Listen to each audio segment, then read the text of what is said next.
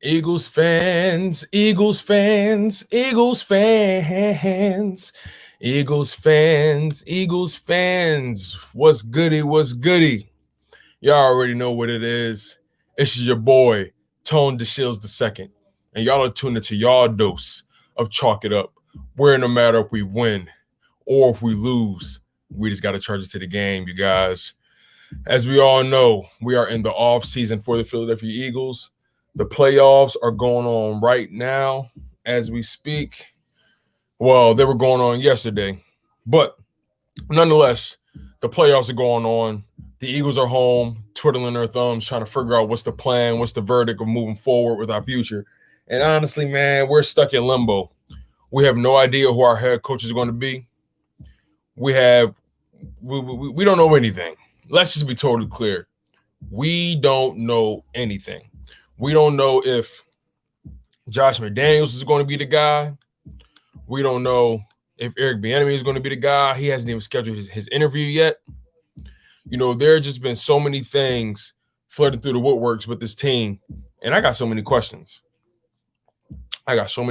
Man. So many. On this live stream, we're going to cover a plethora of topics.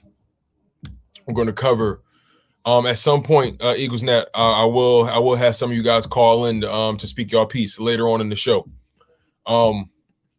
Now, this live stream, we're going to talk about the Eagles coaching situation. Who's going to be the new head coach? Who should we potentially bring in for the defensive coordinator position? We're going to talk about the draft a little bit and that 6th overall pick. We're going to talk about a handful of things. We're going to talk about how do we plan on rebuilding this roster? If not Josh McDaniels, then who will be our coach? You know what I'm saying? Who's going to be the first to get traded once the new coach comes in? Will the new coach be all in on Wentz, or will he be all in on Jalen Hurts? You know, we got the number 6 overall pick. What's going to happen? You know, we got so many questions, so many things going on right now that the Philadelphia Eagles, we just got so many questions. We got so many questions. Philly, what's good, family? How you doing, man? I appreciate you for locking in. Radiant, my guy, you already know what it is. Fly Eagles TV. Appreciate you, my guy, for coming through. You know what's so crazy about this whole situation, Fly Eagles TV? Josh McDaniels, he has so many things surrounding his name. You know, the whole Denver Broncos situation where he drafted Tim Tebow, then he got ran out of the city and burned his bridges over there. What else could I speak about? Him reneging on the Indianapolis coach job, and then Frank Reich ended up taking it. You know, they're just like there were a handful of times that I believe Josh McDaniels was supposed to be the head coach for another team, but he ended up not taking the job for whatever reasons he decided. But that Josh McDaniels hire is going to be very, very, very sketchy. Very sketchy. And that leads me to my first topic. So, you know, Josh McDaniels, he is looking like the strongest candidate right now for this franchise. How do you feel about him leading the franchise? You know, how do you guys feel about him being our head coach? Let's be honest. We all know when it comes to his football acumen, it's there. It's unquestionable. But one of his biggest weaknesses, what people say, is the fact that he's not really relatable. He's not easy to talk to. For lack of better terms, he's a hard ass. And, this is potentially a boom or bust situation with the coaching staff. I do agree with you, Eagles, and that, especially if we're going with Josh McDaniels, that is definitely a boom or bust situation. And Philly fan all day, yes, this will be a call-in later on in the show. But like I said, Josh McDaniels, he is looking like the lead guy. And I'm unsure about that in the grand scheme of things. I don't mind him, like Eagles Net said, if Deuce is the OC. But again, we really don't know how this situation is so iffy, so up in the air. We don't know who's going to be calling the plays. We don't know who's going to be making the draft picks. That's my biggest problem with this organization. It just seems like a lack of continuity when it comes to hierarchy and leadership. That bothers me tremendously. And it's hard to win with that kind of leadership, with that kind of mindset, when you have someone that doesn't know what they're doing at at the top of the helm and Howie Roseman. And then on top of that, you have a guy like Jeffrey Lurie who genuinely wants to win and genuinely wants the best for his team, but he's so infatuated with Howie Roseman, it's hard for him to see past him. It's hard for him to see past what Howie Roseman brings or doesn't bring to the table. I think it's about time Jeffrey Lurie move on from his emotional attachment from Howie Roseman. This season, in my opinion, I believe is Howie Roseman's last season under contract. I'm not entirely sure. I would have to do the research on that. But the bottom line is, I believe Howie Roseman should not be with this team after this year. He shouldn't be with this team now. I also believe that Doug Peterson, even though he didn't really help his case, he was scapegoated in the situation along with other coaches on the staff, when we all know Howie Roseman is one of the biggest culprits as to why this team didn't really succeed. And again, coaching was a large part of it. We can't absolve Doug of that. We also know that Doug wanted to bring back Press Taylor as his OC, and that was the nail in the coffin. And that probably would have been the nail in the coffin for me too. There's no way you believe Press Taylor is the one to get you out of hell or get you out of purgatory. So the Eagles felt like they needed to move on, which I understand. Like I said, with Josh McDaniels, I'm really on the fence about him.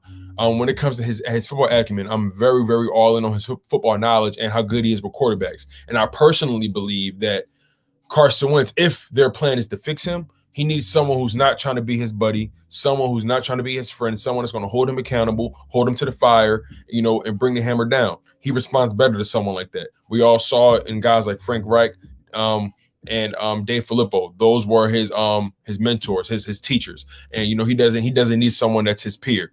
And that's just what I believe, honestly. We got 9 people in the live stream. You guys, make sure y'all like the video. That helps the video get any and everywhere, you guys. It makes more people find it. It helps me. It helps the views get higher for the video.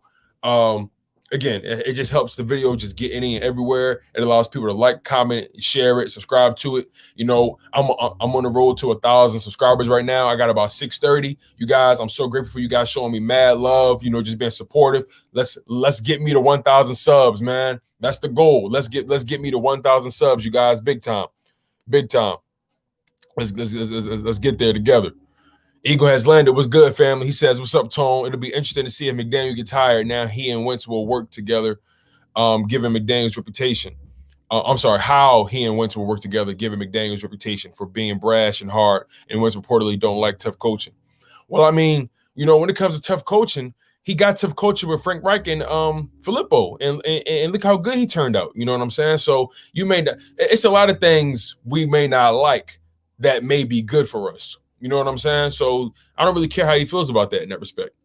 Nikki Steves, thank you for coming into the live stream, my brother. Thank you so much. Also, you guys, like I said, we got 8 people here. Make sure y'all like, comment, and subscribe. If you're new to the channel, make sure you like and subscribe to the content, man. I'd be so grateful for that. And on top of that, if you've been loyal to the soil, you already know where my heart is. Thank you so much for locking in with the boy. Nikki Steves says, not a fan of him as a head coach. As a coordinator, not a head coach. Hey, man, his entire career, he's been a coordinator except for Denver, and he got ran out of that city. So, we don't really know what's going to happen, honestly. If he becomes our head coach, it's a freaking shot in the dark, honestly. Eagles Nest says, how about John Dorsey drafting Howard with Duquette? Hey, I would like that. I would like that, Eagles Net. I would like that. But the problem is, who knows if that's really going to be the case? We know they brought in John Dorsey, but we don't know in what capacity they plan on bringing him in or how much power they plan on giving him. Every time Howie Roseman and Jeffrey Lurie are remotely asked any question about drafting or Howie Roseman's power when it comes to drafting, they always dodging the bullet. They always tap dancing. It's getting very frustrating and it's getting very annoying.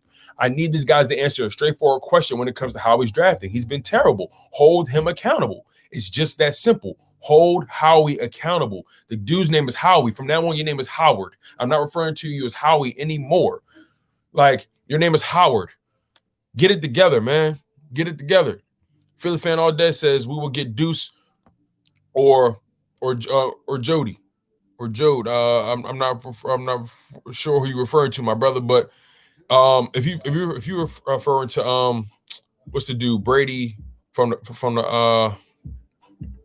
the Carolina Panthers, that OC. He's a beast, man. Listen, the bottom line is, we got some things we need to fix with this organization. and it begins at the top. It begins at the top. Again, you guys, thank y'all so much for coming in. We got 10 people on the live stream. Thank y'all so much. Let's get this thing to 20, you guys. Let's get it to 20. Make sure y'all like the video and make sure it helps to get the video everywhere, man. I'm grateful for you guys. So grateful. So far, based on what you guys are saying, you guys don't really care for Josh McDaniels. Okay, Josh, got you, Philly fan, got you. Yeah, I got a feeling it's going to either be Deuce or Josh, to be quite honest with you. They haven't even scheduled their meeting with Eric Bieniemy.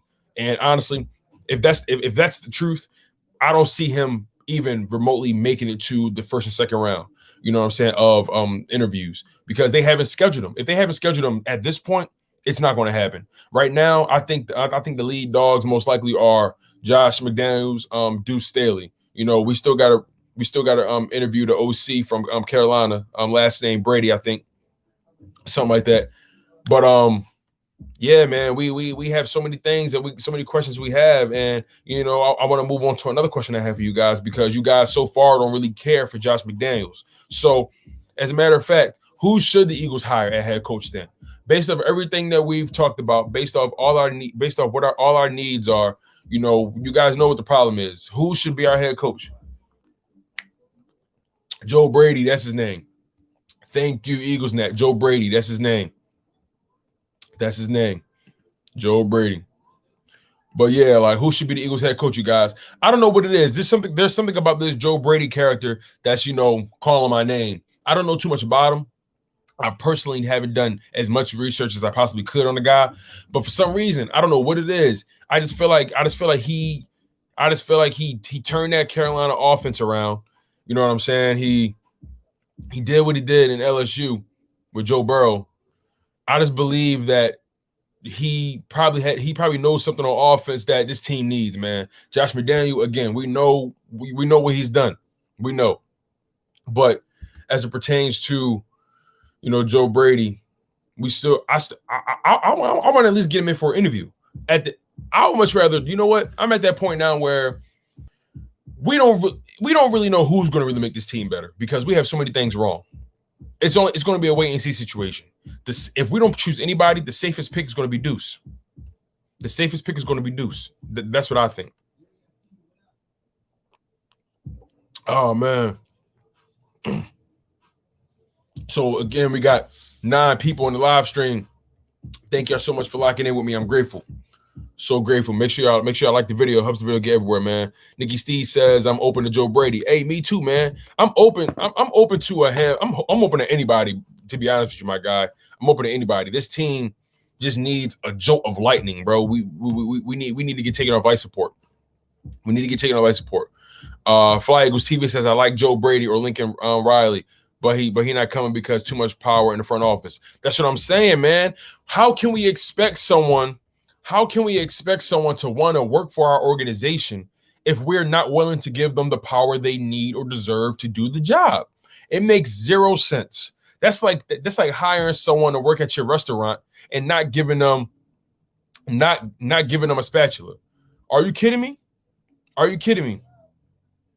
You right, my man. Philly fan all day. My God, the road to 10K. You know what's so crazy, my guy? My girl, right? My fiance, she got me this. Man. She putting the energy out there right now. We did it. 10K subscribers. I'm not there yet, but that's the goal. That's the dream, man. Without you guys, you know what I'm saying? I will not get there. So if you guys continue to support the content, continue to like the content, show love, my man, like, y'all have no idea what y'all do for me. The bigger this channel gets, the more I'll be able to do for you guys, man. That's just the reality. You know, I'm just so grateful for you guys. Support me undoubtedly, wholeheartedly. We got 12 people on the live stream. Make sure y'all like, comment, and subscribe, man. Hey, Philly, thank you, my man. I appreciate you. My lady got it for me. She put that energy in the universe, man. Hey, listen, EaglesNet, keep grinding, bro. Keep grinding, man. You will get there. Philly. Right. I know. It's something about these cartoons with the big heads, man. I don't know. It's something about these cartoons with the big heads, and on top of that, Cowboy Bebop is one of my favorite animes. So she gave it the whole Spike Spiegel treatment. You know what I'm saying? So I'm grateful for this. Man. Super grateful. EaglesNet, keep grinding, bro. I'm telling you, will get there. The sky's the limit. Keep grinding, my brother. Keep grinding. I got some more questions for you guys, though. Got some more questions. So I heard. So when it comes to the coaching situation, I was hearing Joe Brady. You know, some of you guys don't mind Josh McDaniel. I mentioned Eric Bieniemy, but we haven't even interviewed him once or even scheduled him. So I don't know how good of a chance that's going to be to bring him in. And we're at that point now where we can't really waste too much time in picking our head coach because other teams got to get their ball rolling. We can't leave other teams hanging in the dust. And we got to start making decisions too and start planning for the future. We can't keep hanging in this coaching limbo, this coaching window where we don't know what's going on. So transitioning, who will be our defensive coordinator? I wouldn't mind having Ty Bowles as our DC, man. I do understand he's the DC at the Buccaneers, at Tampa, and I don't see why he would transition to be a DC in another city. But hey, if you can convince him to come in, and whoever we bring in as an offensive mind, as our head coach, God willing, they bring in a DC that's reliable, that's respectable, and somebody that can turn his defense around and give us some pedigree, man. We need to make some moves, big time. We got 13 people on the live stream, 14 people on the live stream. Thank y'all so much for locking in on the content. I'm so grateful for you guys, man. So grateful, supremely grateful. Some of the notable names I mentioned, like Josh McDaniels, Eric Bieniemy, Deuce Staley, Gerard Mayo, Joe Brady, Kellen Moore. They're just so many names. That can potentially get this job with the Eagles. But again, we can't expect someone to want to take this job if you're not willing to give them the power to do the job. How can you expect someone to want to grow with your franchise and bring your franchise out of the depths of what? And you don't want to even give them a rope. You know what I'm saying? Like, you can't work like this. This is not the way people need. No one can work in an environment like this when you're constantly being micromanaged by someone who really don't know what they even talking about. You know what I'm saying? Howie Roseman. When's the last time he really knew what he's been talking about? The dude called us a quarterback factory, and he regrets even saying that. So let's just keep it a buck. We got my man Lindy Endzone in the building. Thank you so much for locking in, my guy. I appreciate you, man. I'm grateful. So grateful. Eagles, now I'm telling you, man, keep grinding. Keep grinding, dog. Try to mix it up. Try to mix up how you delivering your message, man. Try to mix up, try to mix up how you putting out the content. Try to mix up, how you editing the content. Try to mix up, how you delivering it. Try to just keep playing around with the content, bro. I'm telling you, people will grow. People will come. If you build it, people will come. I promise you, my guy. I promise you, man. We're on live. By the way, you guys, we're live on Facebook and we're also live on YouTube as well. We're live on 2 different locations, YouTube and Facebook. So you guys, make sure y'all lock in on the boy. I'd be so grateful for the support, man. So grateful for the support. You guys are really showing me love right now, man. Supremely. I'd be so grateful for the support.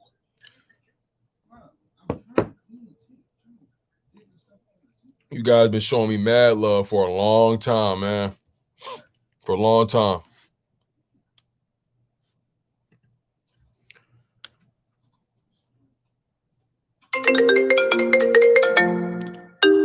Oh, man. Sorry about that, you guys.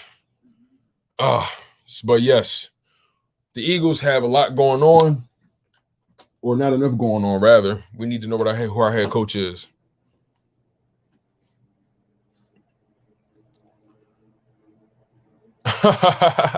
Lindy Enzo says, do you think the fan base would be mad if I add Mavericks content?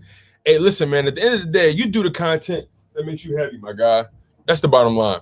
You do what you need to do, man. You satisfy your fan base. You satisfy your core. At the end of the day, you keep putting out content. At the end of the day, the people that watch your content will come. You're going to have live streams for Mavericks fans. You're going to have live streams for Eagles fans. I know it is conflicting and it is confusing, but the bottom line is if you keep putting out the content, people going to come, man. Don't worry about it. Just keep grinding, keep working. That's what I tell myself every day.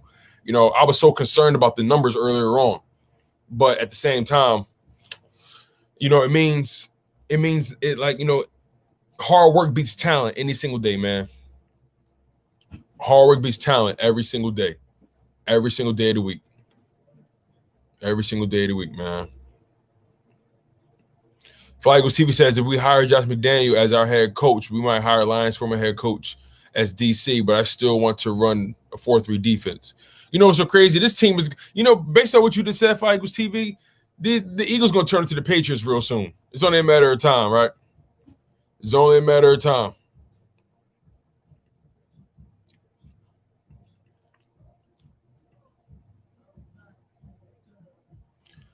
Also, Eagles fans, those of y'all on the live stream, make sure y'all go subscribe to other Eagles content creators like Lindy Endzone and Eagles Net, man. Those guys are doing it. Go subscribe to those guys, man. Those guys are up and coming like myself. And, we're all grinding to get to that promised land, man. I'm so grateful for you guys locking in on the content. You know what I'm saying?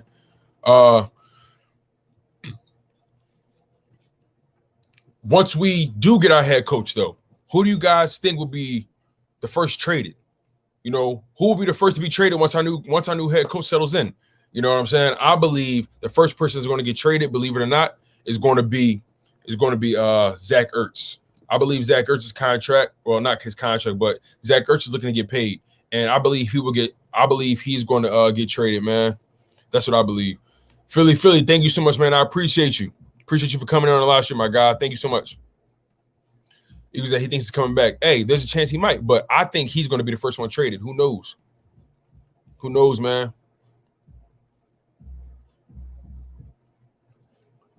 You're right. We also need a special teams coach. We got vacancies, but it starts at the head coaching position. If we get the head coaching position taken care of, everything else will trickle down, man. That's what I believe. I saw that video too. Jason Peters think he's coming back. My God, no, you're not. No, you're not. A blind man can see that you're not coming back. Outshine needs to be gone. Philly Joyal, my guy, thank you so much for locking in. We got 15 people on the live stream. Make sure y'all like the video. It helps the video get everywhere. Jersey Boy, my guy, appreciate you, man, for locking in. What's good, Brody? Lindy Endzone says, yo, Tone, my latest video got a taste of my collection of J's. Check it out if you're into that. Okay. I'm going to have to check that out, man. We definitely need that special teams head coach for a fact, man. Yeah, I think Alshon Jeffrey going to get traded too. I wouldn't be surprised if Deshaun Jackson get traded. I wouldn't be surprised at all. Philly fan all day says I got 4 subs and no videos. How? I don't know, man. We just be trying to send people your way. Just showing love. Just take the love, man. Don't question it. Just take it. Just take the love, man. Get Chase and Waddle if we can. Dog, if we can get Jamar Chase, that'd be amazing. If we get Micah Parsons, that'd be amazing. Honestly, I would prefer. Honestly, it depends on who's available. It really depends on who's available. If the number 6 pick comes and Micah Parsons is available and Jamar Chase and Devontae Smith are gone, get Micah Parsons. If our pick comes and Jamar Chase and Devontae Smith are there, get Jamar Chase. You know what I'm saying? My 2 guys with that number 6 pick got to be either Micah Parsons or Jamar Chase. I do understand Devontae Smith won the Heisman. He's a beast. Not disrespecting that man at all. But Devontae Smith has the physical intangibles that we already have on our roster. Jamar Chase is a freak, from a physical standpoint, and we need someone on our roster. We need a change of pace guy, and in the wide receiver room, we need a guy that's going to replace, that post up guy like an Alshon Jeffrey. You know what I'm saying?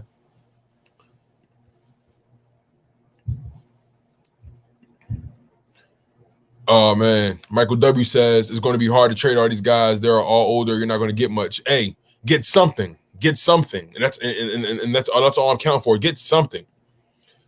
Pally Jotino, thank you so much for coming in, my guy. I appreciate you. He says I want Micah Parsons in the first and Taylor Wallace from Oklahoma State in the second. Hey, man. Now, Philly Joyu says, who do I think is going when it comes to QB? The problem is one of them not going to be here. That's the fact.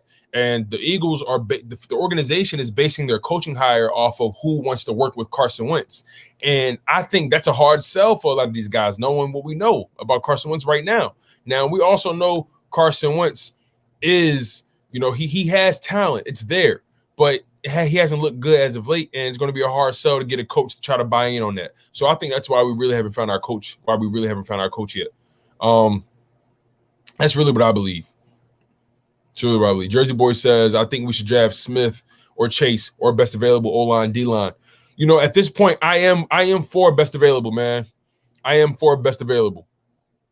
I'm all for that. I'm all for that, man.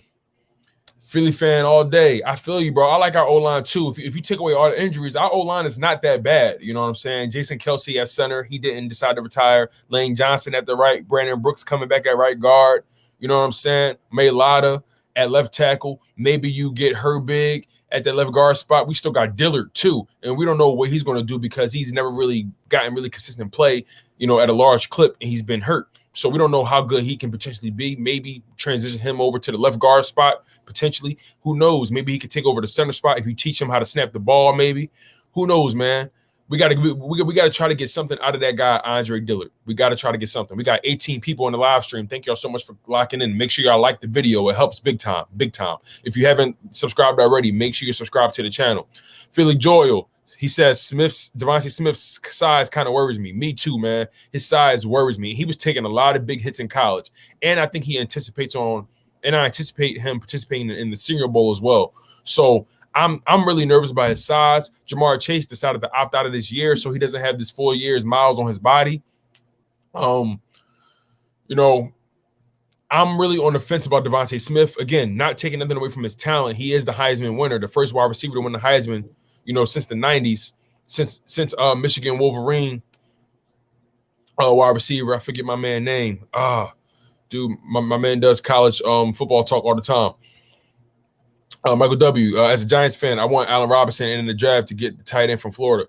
Allen Robinson would be a good pickup. He's looking to get paid too. So, if y'all got the money to pay him, do it. Definitely do it. And on top of that, Saquon Barkley been getting hurt as well. You guys need to start, fortifying that passing attack. And I got a feeling Saquon Barkley won't be off limits when it comes to trading. I know his talent is undeniable, but this is like the second, I believe, ACL or the second tear he's had in his career in the NFL. So I wouldn't be surprised if you guys be looking to off him and move on from him at some point, either this coming season or next season, whenever he gets healthy. I wouldn't be surprised. Y'all haven't paid him big money yet, so I wouldn't be surprised if y'all decide to move on from him or just sign him to a smaller deal and just turn him into a rotational back. He's your lead back, and then you sub in someone else whenever he's getting tired. You know what I'm saying? Lindy Enzo says, based on all the drama in the latest reports, it seems they don't want Wentz here anymore as a means of trying to push him out the door. Hey man, at this point there's so many rumors, so many reports coming out about Wentz and how he's been a headache in his organization, and just his downfall was imminent. Desmond Howard, my man, Desmond Howard. Thank you, Darius. I appreciate you. Desmond Howard, my man, with Michigan Wolverine, last wide receiver to win the Heisman before Devontae Smith, man. And on top of that, Desmond Howard is a Super Bowl champion and a Super Bowl MVP with the Packers. So let's put some respect on that man name too. You know what I'm saying? Eagles in that says, I want Allen Robinson or Will Fuller because he good and from Philly. Listen, Allen Robinson is looking to get paid, my guy. That's not going to happen. We're not paying big money to anybody in the free agency. I don't see that happening at all. Anthony, I don't know how to pronounce your last name, bro. Konopka. Anthony Konopka says, I think we should get Patrick Surtain at number 6. We need another good cornerback desperately, but I'm good with the best available player at number 6. I feel you, man. I understand. The problem is we got so many holes with this team. We got so many problems to the point where we really have to attack so many different holes, when it comes to wide receivers, when it comes to the D-line, when it comes to the linebackers, especially when it comes to the cornerbacks. I believe we need to go linebacker in that first round. Micah Parsons. If Micah Parsons is not available, we need to go with the best available at that pick. And if that's Jamar Chase, pick him. If that's Devontae Smith, pick him. You know what I'm saying? If that's Surtain, pick him. We have to really make a decision. We have to make a logical decision when it comes to our team, man. Again, if none of those best guys are available, trade back a little bit, get some more assets. The bottom line is you want to continue. You want to build this team and get some talent on this team on rookie deals. You know what I'm saying? Well, listen, Michael, if you want Allen Robinson, you're going to have to pay him. I'm sorry, man. You're a Giants fan. I dig it, but you're going to have to pay him. That's the bottom line. Y'all going to have to pay that man. He looking for a big payday. He balled out this past season on a bad team that made the playoffs still somehow. Lindy Endzone says, notice how there's nothing talking about Jalen Hurts. Yeah, man, no one's talking about Jalen Hurts at all for some reason. I haven't heard his name not one time in the media. It's weird. It's weird. We're not going to really know what's going to happen until we get our new coach. That's the bottom line. And then on top of that, like I said, the organization is most likely making their coaching decision, basing their coaching decision off of whether or not that player based whether or not that coach believes he can work with Carson Wentz. And if that person doesn't want to work with Carson Wentz, I'm pretty sure Jeffrey Lurie and Howard Roseman are like, nope, we don't want to work with you then. And I think that's unfortunate because I'm a firm believer in the shield is bigger than the player. The logo is bigger than the player. And I'm a big Carson Wentz fan. It is what it is, but I'm for the logo. So if trading Carson Wentz is for the betterment of our franchise, do it. Philly fan all day says, do you think we could get a second for Wentz? It's a possibility, man. I don't see why not. Lindy End Zone says, depends on the team. Jersey Boy says, we need a whole new secondary. Slade is the only one worth keeping. I agree. I agree with you. I understand Avonte Maddox struggles, but if we put him in the slot, maybe he won't be as vulnerable. And when it comes to Kevon Wallace, he's on a rookie deal. We still need to see him work under consistent snaps. And let's get him a full offseason. I believe Kevon Wallace has some upside, truly. I really believe that. Eagles Net says we should trade some people for draft time for some picks. I agree, man. We need to get some picks big time. Lindy Enzo says, to me, the Saints are a dark horse choice for take Carson Wentz. For sure, man. I wouldn't be surprised at all if they take Carson Wentz. There's a lot of teams that are dark horses for Carson Wentz. Philly Joyu says if McDaniels becomes head coach, he might take Kyle. He might make Kyle Pitts the pick in the first. Bro, he better not, man. He better not. Philly fan all day says, Lindy, I mean the Jags or the Jets. Philly Joyu says because of what we did with Gronk. Mark Davis says, no, I don't want to pay Saquon huge money. Listen, I got a feeling he's not even going to be able to get big money because he's coming off of 2 big tears in his ankle, I think in his knee or something like that. I don't think he's going to get paid big money. I don't think y'all will. Y'all be dumb to pay him big money, in my opinion, especially based off of his injury, man. If I was y'all, I'll tell him, listen, we love you, Saquon. We want you here. We're going to lower your snap count. You know what I'm saying? We're going to get some more weapons around you. And at that point, we're going to give you another run. I like that running back y'all got. What's his name? Gallup. I don't know that running back for the Giants. I like him, man. I think that'd be a nice 1-2 punch with him and Saquon for sure. Eagles Net says, feel bad for the Dolphins. So sad for the Dolphins fans. Yeah, man. Turns out that the Dolphins may not be sold on Tua, and it sucks. It sucks. Eagles Net also says, Israel 2, the Bears and football team get in. Yeah. Yeah, we got 16 people on the live stream. Thank you guys so much for locking in on the content. Make sure y'all like, comment, and subscribe if y'all new to the content as well. I'd be so grateful. I'm on the road to 1,000 and the road to 10K, man. Let's get there, man. Let's get there together. Let's get there together. Let's get there together. But like I said, we got the number 6 overall pick, man. Who do we select? Should we trade back for more assets? We have options. We have tremendous options. We have tremendous options. Wayne Gallman. Thank you. Wayne Gallman. Thank you, Lindy. He's a good back, man. He's a really good back. Jersey Boy says we need to get this draft right. Don't have money to get free agents in the offseason. Big time. This might be the biggest draft in the past. This might be the biggest Eagles draft in the past 10 years. This is going to be our biggest draft. We have no money. We have no money to play with, and this draft is loaded. We have no money to play with. We got to get picks. We got to draft talent, and we cannot play around. We cannot play around. We can't play around, man. Like, I'm a big Micah Parsons fan for the simple fact that, not only is he a Penn State guy, because Penn State just pumps out the linebackers, but dude, 6'3", 245 pounds. In 2018, he had 82 tackles, 4 tackles for loss, 1.5 sacks, and 2 forced fumbles. The following season, came in and put up 109 tackles, 14 tackles for loss, 5 sacks, 4 forced fumbles in 2019. He also had 5 pass deflections in 2019 as well. In the Cotton Bowl, had 14 tackles, 2 sacks, and 2 forced fumbles. And he was the Big Ten linebacker of the year for 2019. He also opted out of the 2020 season due to COVID-19. And man, his upside is through the roof. Through the roof. That is a franchise changing talent. He is a franchise changing talent, man. I don't understand why we don't draft linebackers in the first round. I don't understand why. He is a franchise defense-changing talent. He can change the entire culture, the entire fabric of this organization if we get Micah Parsons on this lineup. I don't care about personality deficiencies. I don't care about none of that stuff. Once you get him in the building, you can grind all that stuff out of him. I would love to have Micah Parsons, Philly Joel. I would love to have him on this team. Bro, Michael W., you got a strong point. Our GM sucks. So I can't put it past him. But I think at this point, he is picking for his career now.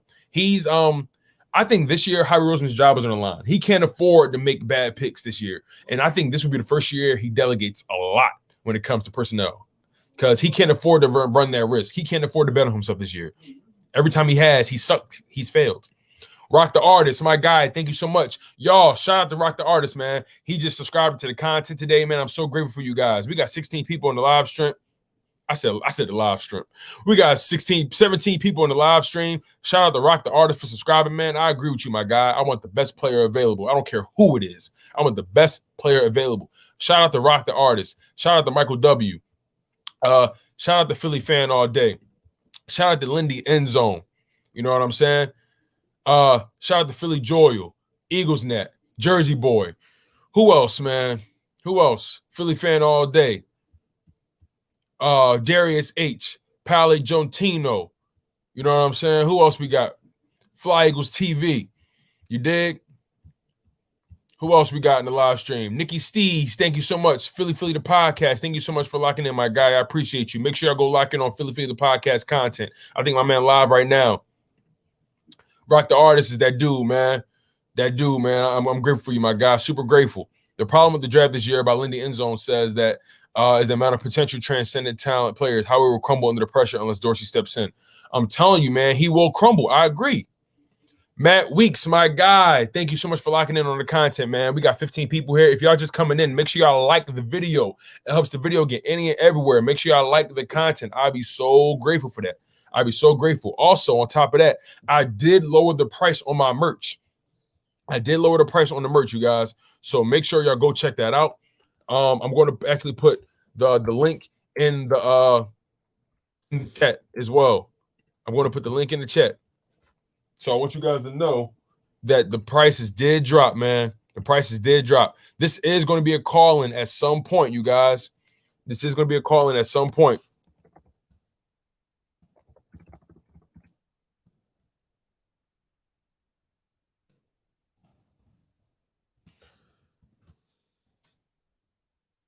Oh man, you guys, this will be a call-in. I will be posting the link very, very soon. You guys, I did just I got merch up there. I lowered the prices for you guys. The prices are much lower, man. I wanted to get you guys locked in onto the content. I want you guys to really just, lock in on me. I got some other types of merch coming out as well. Some more simpler stuff, some more versatile stuff.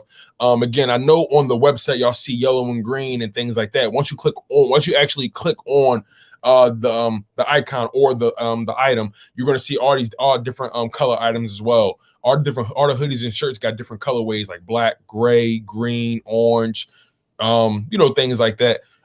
Face masks, neck gaiters on there as well. So you guys, it's definitely options. Make sure y'all go lock in and go support the channel for sure, man. I'd be grateful for that. I'd be real grateful. I'll be real grateful for that, man. Jersey's boy said, "What if Dorsey roll picking the players for the draft, or is it Howie?" Bro, they say Dorsey's here to help with that kind of stuff, but we don't know it. But the bottom line is Howie got final say, and that's the bottom line. That's the bottom line. Al Kabir, the analyst, my man. Thank you so much for locking in on the content. I'm grateful for you, my guy. Super, super grateful. Gratitude is key. Gratitude is key. I'm actually going to be uploading the link very soon. Uploading the link right now. Give me 1 second, you guys. Give me 1 second.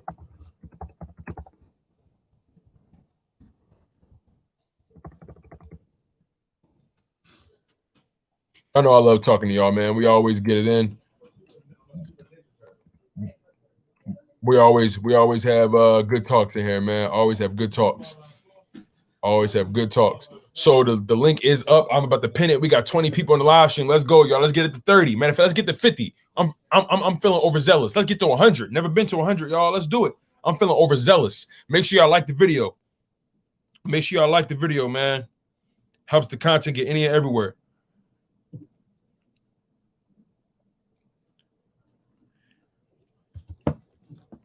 So y'all can call in right now. We got 21 people on the live stream. It was pinned to the top. Y'all are able to call in now. Thank y'all so much for locking in on the content. I'm so grateful. So grateful, man. Y'all can call in right now so we can chop it up, man. We got so many things to talk about with this Eagles organization. We got 22 people on the live stream. Thank y'all so much for locking in with the boy. So grateful, man. You know, this content, I love creating it. And I know I kind of been doing y'all a disservice, you know, previously because I wasn't dropping videos as consistent these past couple weeks. But like I said, things have been, you know, happening for me big time in my life. And I just been trying to keep up with everything, balancing everything. And, you know, I'm just grateful for you guys. I'm just grateful for you guys, man. So grateful. So Rock the Artist, the merch I use my merch through Teespring. So if you create your merch through Teespring, that's the easiest way for me to get merch on a larger scale right now, because I don't mass produce the merch myself.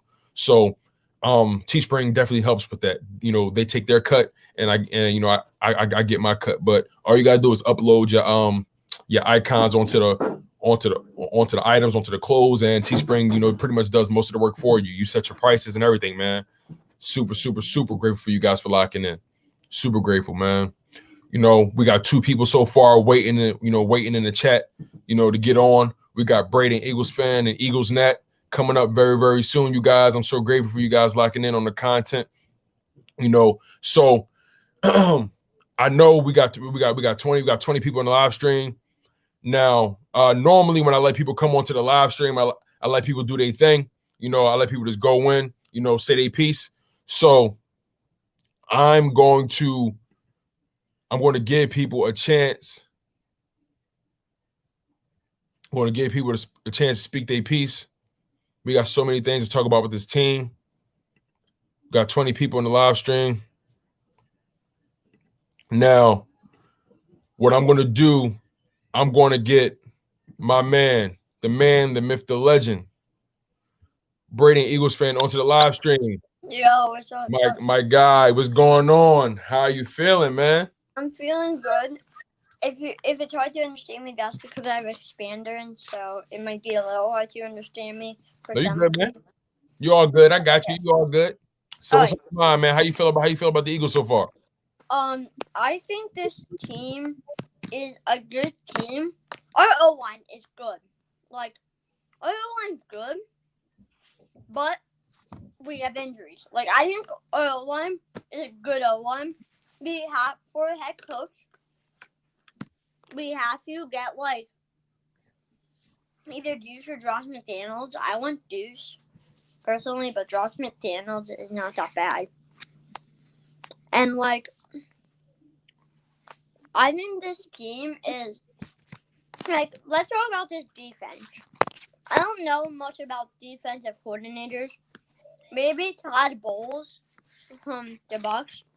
He was interviewing with us, so yeah. Right. He did have an interview. You know what's so funny? We haven't even scheduled Eric Bieniemy. So I don't think he's coming. I'm gonna be honest. He interviewed with the Texans today. I'm gonna be honest with you. Like, I don't think he's coming either. Mm-hmm. I don't think. To be honest, I didn't even like him that much. I don't know why. It's just I didn't like research that much. I just like Josh McDaniels. Wasn't he like the QB coach for like Tom Brady? Yeah, he was the OC for the Patriots for a long time. Yeah.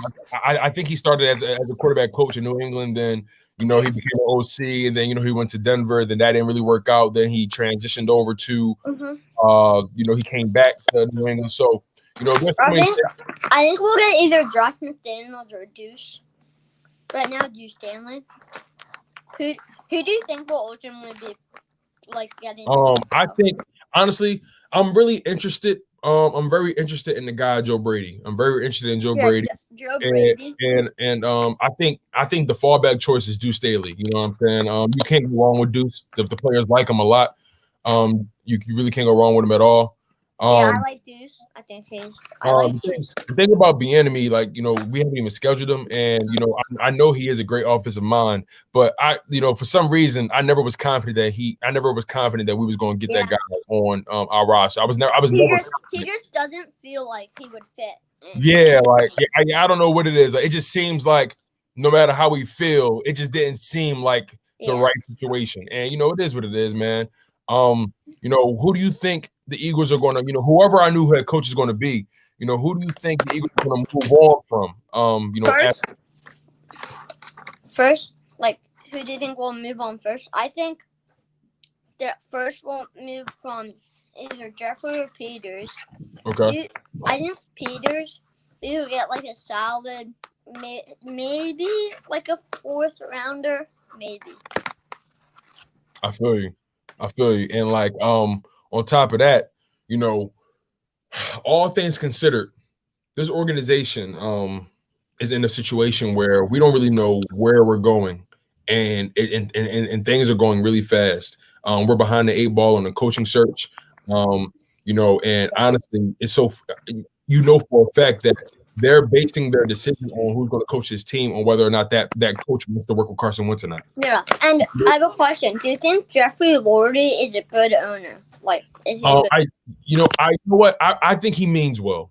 I think he means well. I think he wants to be. He wants to be successful. Yeah, I think he's an owner that truly wants to be successful. But yeah, he's see. Here's my thing, right?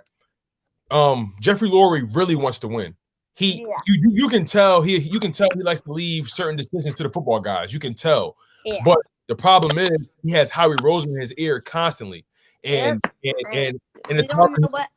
Well, if you didn't read my comment, I said Howie's probably gonna get an undrafted punter from UMass. Oh man, you know what, Braden? That's insane. But on that note, I want to definitely get some more people on the live stream, my guy.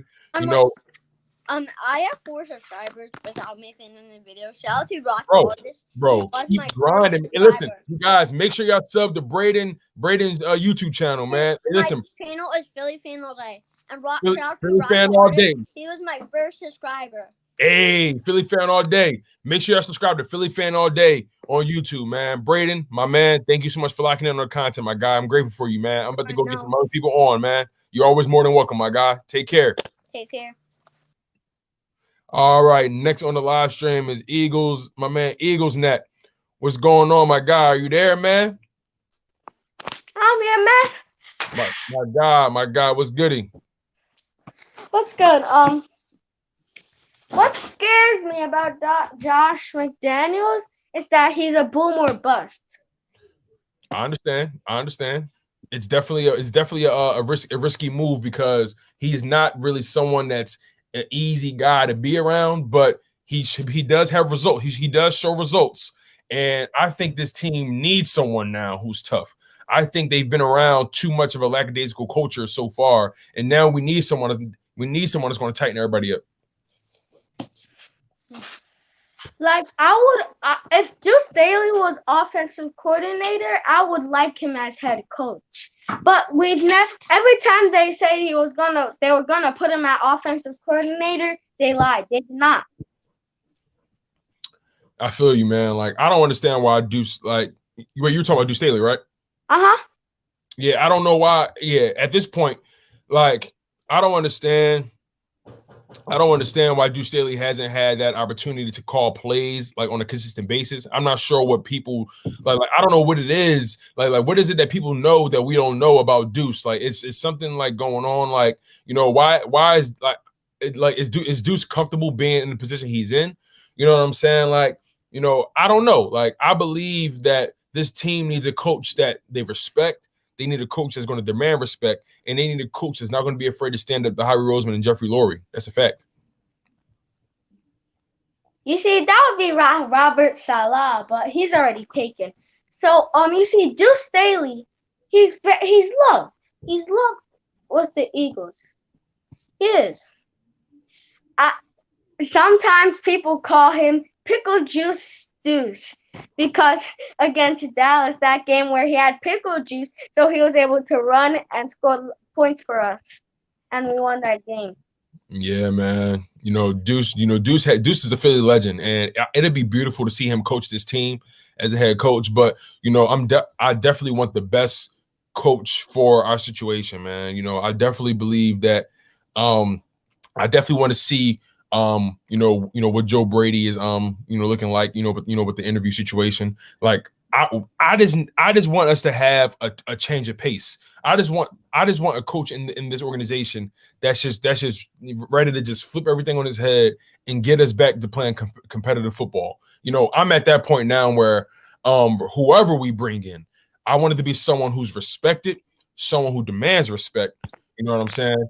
Someone who's very committed to success, committed to the organization, and someone who's not here to be best friends with these guys, someone who wants these guys to produce.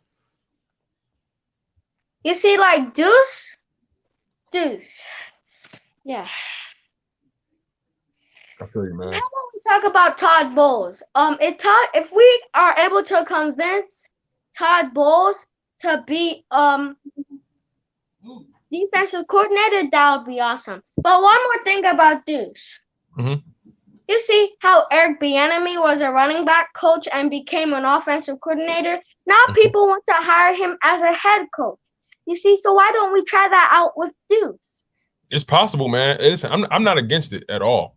I'm not against it at all. At the end of the day, I feel like the easy choice would be to hire Deuce, and then at that point, it's like if it doesn't work out, it's not the worst thing to like happen. You know what I'm saying?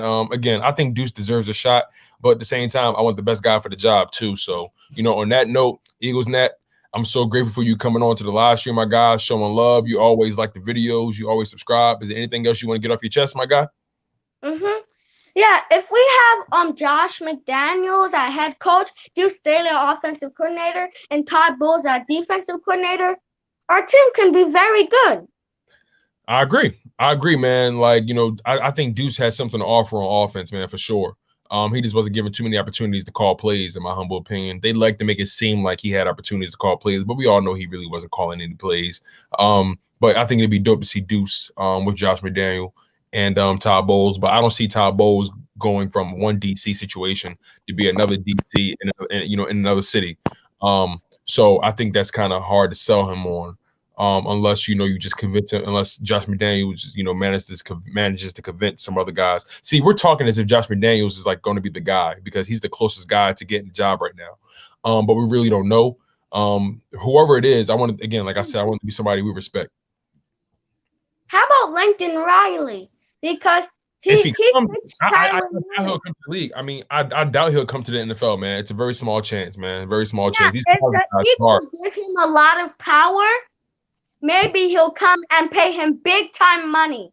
And if we get Will Fuller or Curtis Samuel or Allen Robinson, if we trade some guys and get a little bit more money, maybe we can be pretty good in our receiving core if we're able to draft all out on offense and defense, draft like half on offense, half on defense, and then trade up for some guys and try and trade some guys so you can get some more draft picks and trying to rebuild your team younger.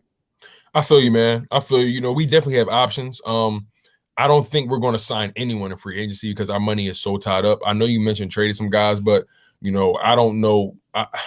We just have so much money tied up in trade. Simple trades just won't do the trick, man. But Eagles Net, again, thank you so much for coming on, my guy. I'm about to get my man Philly Joe you on here next, man. I have one more question. Yeah, go ahead, bro. You see John Hightower, Jalen Rager, and Travis Fulgham, and Quez Watkins. We can turn those guys into superstars if we develop Jalen Rager, Travis Fulgham, and John Hightower. Travis Fulgham, they can become really good wide receivers. I agree, man. I agree. I think all those guys you named have talent. It's just a matter of figuring out the best way to unlock it and put them in situations where they could win. But I still believe that we need another wide receiver other than those guys to really take us over the hump. It all depends if we give guys like Travis Fulgham opportunities. We also saw what he did for those 5 or 6 weeks or whatever. So at the end of the day, you know, this team has so many problems, and none of our problems will be answered until we get our new coach. So, Eagles But Nat, next guys on. Thank you so much, man. I appreciate you for locking in, my guy. You always more than welcome, man. Take care. okay, bye. All right. Next, I'm gonna get my matter of fact. Hold on, I'm gonna get Lindy Endzone. My bad, Philly Jordan. Lindy Endzone was in here waiting for a long time. My man, Lindy, what's going on, my guy? How you feeling, man? What's up, Tone? How you feeling, big dog? How you Good to feeling? chill. Good to chill. Good to chill. Did you Yeah. did you get that Maverick situation sorted out yet? I think I'm gonna do it because the organization is kind of ticking me off right now. I mean, you know, Luka's into his third year and he's just, you know, I just don't think the Mavs have done enough to get him some legitimate help. I mean, we're relying on the health of Kristaps Porzingis, who, you know, he always comes into a season hurt and he goes out of a season hurt. You know, just look at the playoffs last year. I mean, had we had him for the series against the Clippers, we probably would have eliminated them in the first round. I agree. You know, the Clippers were actually a funny team last year, but you know, and it's like on. in my video I talk about how I want to blend a little bit of the 76ers too, because I was a long time Sixers fan as a kid, you know, growing up, because Allen Iverson was an idol of mine. I loved him. Right. But you know, sometimes you got to move on, you know, because it's just that you stick with you stick with a team for so long and you get like that nostalgia feel, you know, like I wish Allen Iverson was back on this team, man, like to lead these kids, you know, but it's just not going to happen that way. And I was big on Dirk Nowitzki when he was still playing, man. Yeah, you know, bro, them one-legged fadeaways that he do all the time, and you know, Vince Carter was there for a little bit, and I loved Vince Carter. I wanted to see him get a ring with the Mavs. Sadly, I loved when you guys had and you guys that are tuning into the live stream. You know, I noticed the Eagles live stream, but real quick, I loved that roster you guys had when you had Jason Kidd, Jason Terry, Sean Marion, Dirk. Oh yeah. That 2011, that 2011 squad. Yeah. Who else you got? Who else? Who did you guys have? Haywood back at that time too? Or Hayward? Brendan Haywood. I don't think so. But that was a very, very good team. That team, I mean, it wasn't flashy on paper either. It was just a bunch of veterans, you know, like quality veterans just working together. They're not playing like substantial amount of minutes. You just had a bunch of good role players around Dirk, and you know they kind of have to have that same mentality with Luka, because Doncic right now is a walking triple double. I don't care when he's a walking triple double right now in his third year, and it's ridiculous. He's already. I mean, we're only like almost 15 games into the NBA season, and Luka's already averaging almost a triple double. He's 28, 11, and 9 right now. If he gets another assist, he'll be a triple double averaging again. It's insane. And people are talking about he's out of shape. Please get out of here. Listen, he's not James Harden. Trust me, he's not James Harden. Like he's only 21. He's only 21 years old. It's unbelievable. He's always been like a bigger body, you know what I'm saying? That's just who he is. That's who he is. But you know, back to the Eagles, man. You know, I got some questions for you, my guy. Like, we got so many things to talk about with this organization. You know, it's been a very eventful past few days. You know, where we've been talking to different guys. You know what I'm saying? The notable coaches, Josh McDaniels, potentially Eric Bieniemy, but we haven't even scheduled him. Deuce Staley, Gerard Mayo, Joe Brady, potentially Kellen Moore. We all know Robert Saleh's off of the market. Arthur Smith is off the market as well. The Chargers just brought in their new coach from the Rams. He was the Rams DC. I forget his name. Brian Staley, I think. Yeah, something like that. Right, Staley. But you know, again, it seems as though Josh McDaniels is the strongest candidate right now. So how do you feel about him leading the franchise? Well, so far what we know is that we've had 3 candidates come in for an extensive interview, and Josh McDaniels was one of them. I think his interview lasted about 6-7 hours. Okay. Joe Brady's lasted 7 hours, and Robert Saleh has also lasted 7 hours, and then he just, you know, I mean, it comes with it. he thought that the Jets position was more attractive than the Eagles because I get it. they're a little more structurally sound. They're just not a good football team. Like they're just not a good football team with us, but they just need that extra bit of something to, kind of hit the reset button for them. I mean, I'm sure there's Jets fans out there that still haven't given up on Sam Darnold. Joe Douglas was a well-respected guy in our front office. He's doing some decent work over there. Denzel Mims is picking up the pace a bit. So, but when it comes to us, I know Josh McDaniels he's not the popular pick per se at the moment, but it's all going to depend on what type of coaching candidate we want based on how Jeffrey Lurie talked at his presser a He said couple a of whole weeks lot of back. nothing, by the way. He said a whole lot of nothing.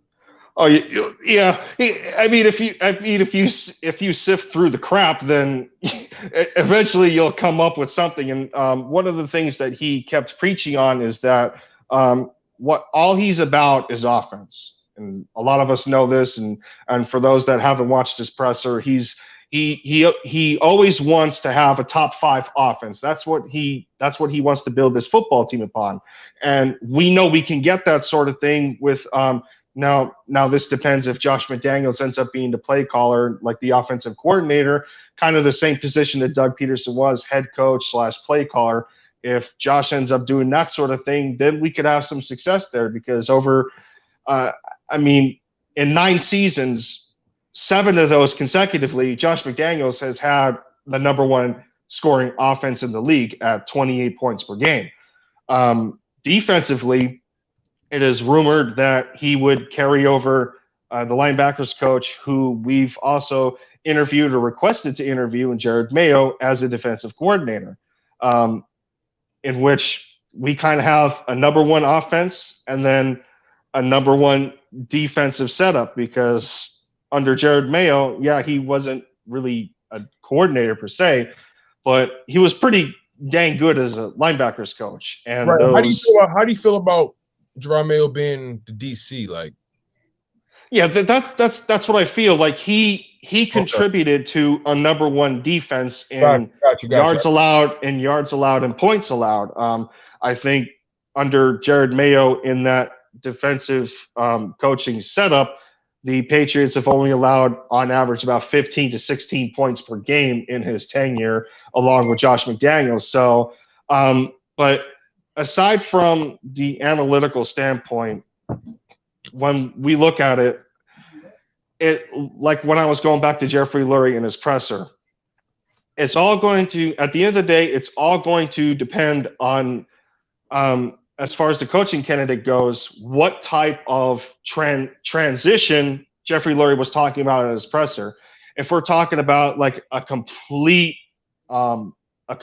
restart, then maybe a younger up and coming, guy like Joe Brady would be like a good solution to or a good answer to the question. I really wouldn't mind having Joe Brady. Like I'm very open to any coach. I don't want to say any coach, but I'm very open to some of these names that that they're talking about right now. I'm very open to Joe Brady. You know what I'm saying?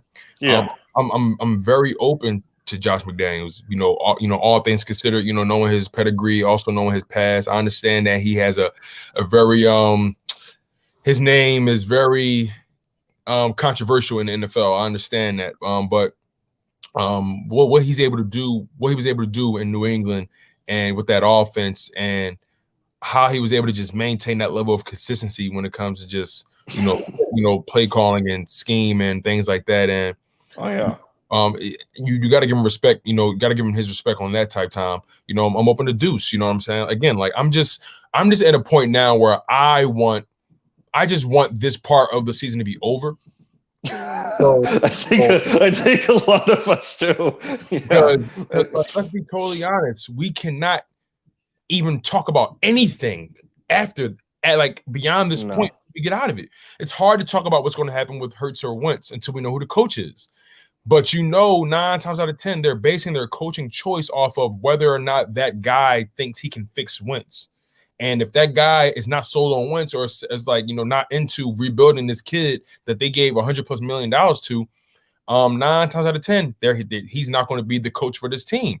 And I think that's just a bad precedent to set for your, for why you're trying to bring a new coach in. The bottom line is you're trying to bring someone in who's going to hold everyone accountable. At the end and at the end of the day, you don't want to start off on a foot where as though someone's coming in with zero control. Oh yeah, I mean, if like you're saying with the bad precedent, if the Eagles are casting as big of a net in this coaching search as they are, then you kind of have to carry that mindset into your organizational decisions as far as personnel with this whole Carson Wentz scenario. And like I said, at the end of the day, it's going to end up coming down to what kind of path they take as far as when he talked about transition at his presser. Right. As far as like we talk about Deuce Staley as a head coaching candidate, he would be the popular choice because of what he means to the organization. He would also be the safe choice because he's been under Doug Peterson as an assistant to the head coach. Correct. He knows how that offense is built. He's already done such a fantastic job with the running backs with the rotation that he's given that's never used on the field on game day. But so that would be the safe choice, as well as another safe choice that's already on the coaching staff for defensive coordinator. That would be Matt Burke. But a lot of people are opposed to Matt Burke because of how similar he is to Jim Schwartz. So, when you're talking safe choices, those would be two of the safest decisions as far as the coaching staff goes. But I don't think Jeffrey Lurie wants to go in that direction. I really think he wants to do somewhat of a reset, but not a complete reset. More like a half reset. But that's the problem, though. That might be the issue. The fact that he's not all in on a reset. Because if by him not being all in on a reset, that means he's still trying to somewhat drive the car. He's still trying to somewhat determine whether or not what the new coach does with personnel and so on and so forth. If you want if you want to change the pace, let that person change the pace. Don't bring in someone to change the pace and you're the one dictating the pace, and then you get mad at them for not playing by your rules. And it's like, and then you get mad at them when they're not successful. They're still playing by the rules you created these past several years. If you want a change of pace, take your hands off the wheel, get rid of Howie Roseman, and let's change the culture of this organization. You know what I'm saying? Like, I understand it's a foregone conclusion talking about Howie Roseman. I understand it's a dead horse that we're beating, but god damn it, let's bludgeon the motherfucker. Like, we got to get this. We got to get this guy out of the city. I understand that he's under contract for this season, but I also think he's not due. He needs an extension, right? His contract expires after this season, correct? Yes, it does. So I believe Howie Roseman is, for lack of a better term, leading for his season, or he's drafting for his season. I'm drafting for his career or his job. You feel what I'm saying? Like, he understands that this is the last. This is it. He needs to hit on this draft like no other. He needs the Derek Jeter this draft. He needs RBIs out the ass. He needs to go crazy with this draft. He cannot afford to miss. And I think the only way he does that is if he allows guys like what's the guy they brought in from the Browns? Dorsey Dorsey, yes. To make decisions. You know what I'm saying? Mm-hmm. He is no way he doesn't understand that he is on the clock. He has to be an idiot unless he's so confident that he has he's so confident that he has Jeffrey wrapped around his thumb. He's that confident to the point where he just feels like he can do whatever. Every time you question either Howie, and in particular, if you question Jeffrey about Howie's decisions, every single time Jeffrey just looks at it, just responds like, "Hey, it's more people back there making decisions. He's not the only one. Howie's one of those guys that he leans heavily on the people around him. Does he now? Does he? Or bring up a draft history spanning 15 years ago. Right. Like, this dude was bringing up draft history from 2000, 2001, 2002. Like, he was like, bro, they said Howie Roseman hasn't drafted a Pro Bowler since what? Like, who was the last Pro Bowler he drafted? Fletcher Cox? Well, if you count Carson Wentz, it'd be 2016. But yeah, if you don't, then Fletcher. Yeah, Like, he's only drafted 2 out of all these. Like, he in the past several years, he only had 2 Pro Bowlers that he's drafted. That's sad.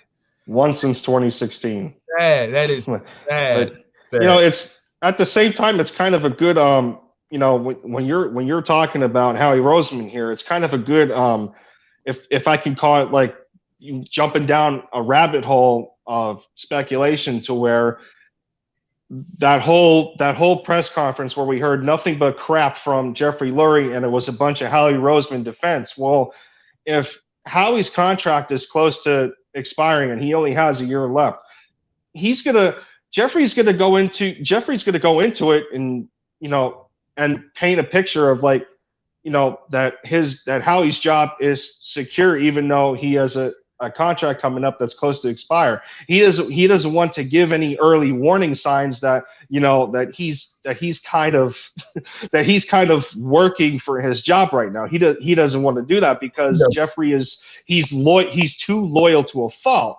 So he's not going to go in and try and paint that kind of picture. But at the same time, yeah, he's doing it without doing it. I feel you, man. I feel you. Hey, listen, Lindy, stick around, man. I'm gonna bring in Philly Joyu on this conversation. At the same time, my guy. Yo, what's good, bro? What's going on, my man? How you feeling? Talk to me. I got my man Lindy Endzone in here as well. What's up? All right. So the news came out that McDaniels is the favorite. Mm-hmm. At this point, bro, just blow it up. Hire Gase if you want, because we're gonna suck anyway. Might as well have some fun with it. Like at this point, might as well. He say, well, I mean, Adam Gase was a favorite before Doug Peterson got hired. So I mean, why not? I would bring in Adam Gase. Like just think, before we hired Doug Peterson back in 2016, Bill O'Brien and Adam Gase were favorites for the coaching position. Them two were favorites before Doug Peterson. By the way, Doug Peterson was the safe choice. Wow, I was on the. How do you guys, like? Okay, all things considered, you know what I'm saying? Like, Philly Joey was saying, blow it up at this point, bring it Adam Gase, screw it. You know what I'm saying? But like, no, I'm chilling. To you, I know you kidding, Joey. I know you kidding, bro. But to your point though, of just blowing it up. I think if you are going to blow it up, the best coaching option would probably be Deuce Staley, because he bring through that rebuild, he shows a level of stability. So at that point, it doesn't look like a total like wash. Like I feel like blowing it up with an entire new coach would just be rough. You know what I'm saying? But I feel like they're gonna settle. If they're afraid to settle on someone, just go with Deuce. Just go with Deuce. If you're afraid to settle on someone, just go with Deuce. I think these are the 3 options they're looking at. It's Bieniemy, Joe Brady, Lincoln Riley's out. They're still looking at him. He's not going to make the transition. I know, but they're probably still going to look at him. And then Deuce Staley is the fall guy, basically. He's just going to be if they don't get any of them. He's the fallback for real if none of those things work out. But here's my thing about, the old, like, we haven't even, when it comes to Eric Bieniemy, we haven't even scheduled that man. We requested an interview though. I know we requested it. I feel you on that. I feel you, but we haven't even scheduled him. And we're at that point now. Like, it's getting close where teams need to know, okay, like what's going to happen next, and like we're getting deeper and deeper to the point where we need, like, I just don't want this to be a problem. Like lingering on beyond the offseason. It's not just us. Like, other teams haven't interviewed him. There's something going on. Like, the Chargers passed up on him. The Falcons, they did not interview him. Yeah, good point, Joel. Good point. There's something going on because he was supposed to get a lot of interviews, but I don't know if the Chiefs are blocking him or I don't know what's going on. So it's not because he's in the playoffs. Still would just schedule a virtual interview and it's good, but right. Yeah. I You don't can know. still do Zoom calls, I believe, because I think we interviewed Todd Bowles through Todd Zoom Bowles, already. and he was, he's still in the playoffs still. Yeah. I Todd think Bowles, I think you're just limited to Zooms, but as far as in-person ones go, you have to wait until the team is out of the playoffs, and then you can schedule that. Right, real quick, we got 22 people on the live stream. If you are new to the stream, make sure y'all like, comment, and subscribe. I'd be so grateful for that, man. It helps the content get everywhere. Make sure you guys subscribe to Lindy End Zone, subscribe to Philly Joy. These guys are doing Eagles content to the fullest, man. These guys are good at what they do, man. I'm grateful for these guys locking in and showing me love all the time, man. Big time. But yeah, bro, you guys, man. Here's my stance on Todd Bowles. Like, bro. He has familiar with the organization. I think he was the DC for us So in the final year. Yeah, for he was in DC for during the interim period. I think it was 2012. Yeah, when we fired Juan, whatever his name, the offensive line coach. I don't even remember how to say his name. Yeah. That was a disaster. Like, he was a DB coach here, and he bounced around the league. He was with the Jets. I don't know. He just seems like he's a soft guy. He's put like I'm just gonna say we're gonna eat him alive. Like Philly would just destroy him mentally. Well, I don't think he's right for this city. I think he'd suit. I think he'd suit better from as what he's doing right now from a coordination perspective. Just like how he's doing with the defense. I mean, he didn't have a very good track record with the Jets. Yeah, he showed one postseason appearance from it, but I think last time he was head coach, he had a 21-40 record. So, yeah, it was. He did not win a lot. No, not really. No, thank you. Yeah. He didn't win a lot at all, and I mean, there are situations where guys, one organization doesn't really work out, then they transition and they do wonders. Those situations do happen, but I'm not really sold on Todd Bowles being their head coach. I'm just not. But this see, we're different. Like, this is a unique city. Like, some players. This is not a regular city, but that's why when we put out this content and when we talk, like, this is not a regular team. Like, it's not regular. Like, if you're soft, we'll kick you out of town. Like, that's how it is. Yeah, you can't be soft here. You really can't. You can't be emotional. That's why I'm concerned with Jalen Reagor. Like, as much as I like him, like, that's why I'm concerned with him, because he's in his head right now. He's in his head. He's too emotional. He responds on Twitter too. Well, he actually he went what happened. Deleting his Twitter, then bringing it back. He's too emotional right now. This is what happened with Nelson Aguilar. He got in his own head, and he went way off track. Like, he just declined completely. And then with the Raiders, he just all of a sudden he can catch balls. Like, it's ridiculous. I think it was a little worse. I think it was a little worse with Aguilar. Never. Sorry, Radiant just did something blasphemous just now. Never. No, we're not the Lions. Listen. Never. Oh, the Lions. Lord.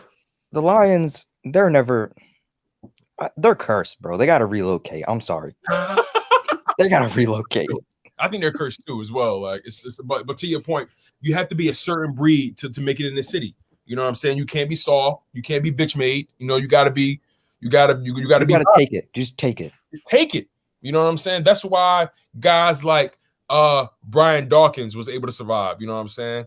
Guys like Jeremiah Trotter was able to survive. Guys like Brian Westbrook was able to survive. You got to have some tough skin to make it in this city.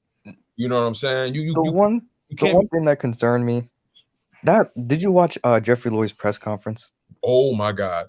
I'm just praying. I'm so concerned. I'm praying, bro. That was just lip service. I'm just hoping that's what that was. Bro, that was brutal.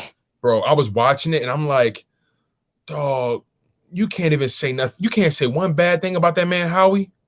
You can't hold him accountable for for getting the stove, left the stove on. I'm sure behind closed doors he's telling him, like, he's giving it to him, but like, oh, that's bad. That's the one part of the conference that I did not understand. If you're, as an owner, if you're going to put that much praise into the scouting department, why can't they work with Howie as well as they are? Why can't they work with him in helping with this, the talent evaluation and allowing him to make, better picks in the draft? But, then again, it goes back to the, the power struggle that there was here between the owner, Howie, and Doug.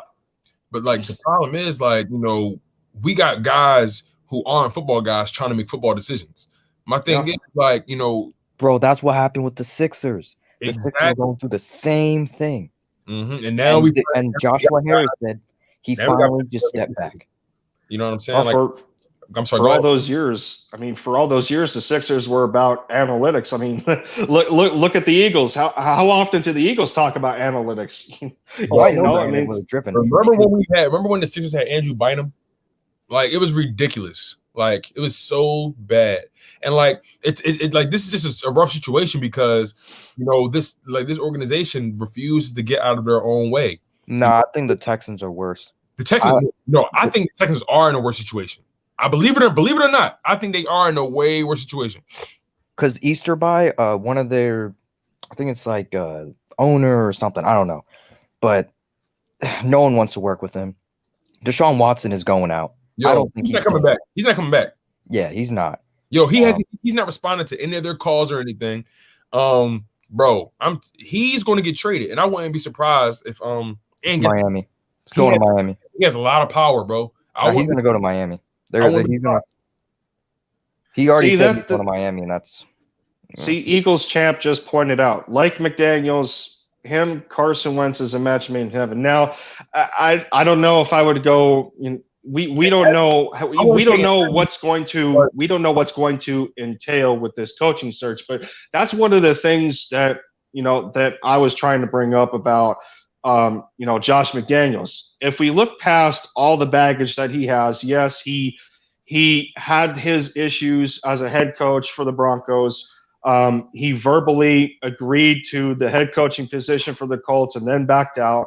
He has his issues there. But if we look past all that, what do we know about the New England Patriots for decades and all these years? They're a no business. They're all business. No yeah. Business. They're business, man. I forget what I was about to say, but they're a no nonsense organization. Josh McDaniels under Bill Belichick, no nonsense, great play caller. And he. Now, this isn't to say that he would instill the Patriot way or whatever for Philadelphia, but he brings that kind of structure that's strict enough to where he can be that kind of guy where it's like if you don't buy in, you out. Don't come to practice. It's we need that kind of assertiveness. In order to wean out the players that want to play and the players that don't. Big time. We had every week where guys are too laid back. Like, I'll be honest with you, guys got fat off their Super Bowl, believe it or not.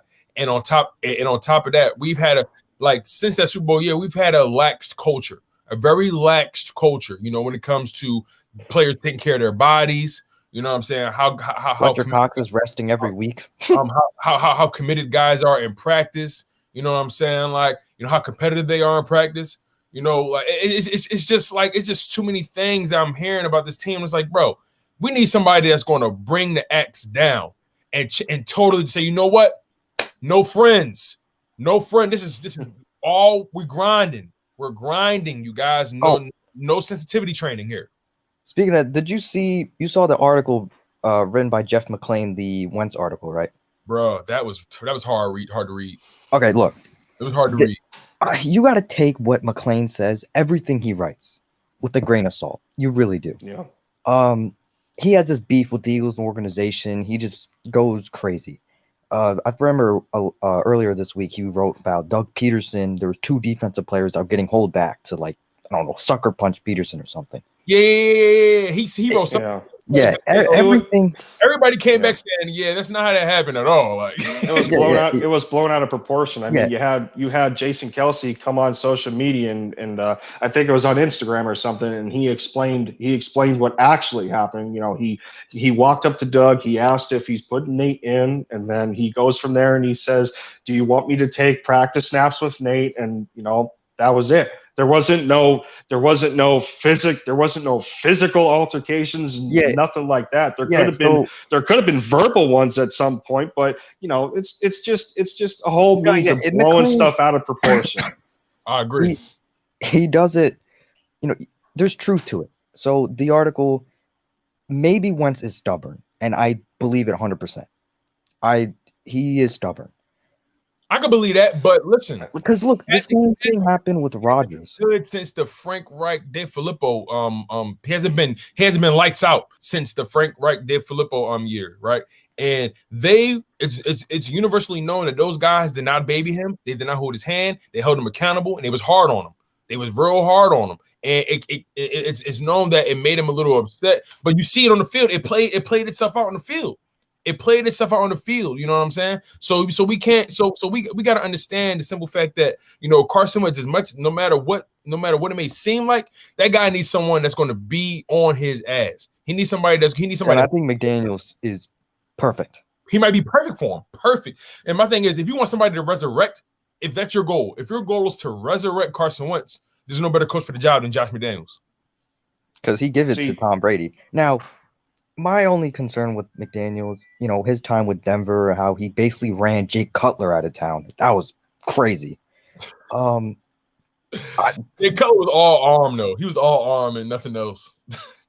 Yeah, Jay Cutler hated him. Still does to this day.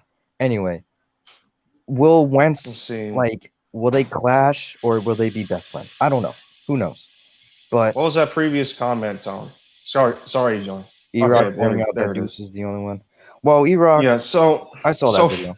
I mean, see, the thing with Deuce as a head coach is it's going to come down to who now.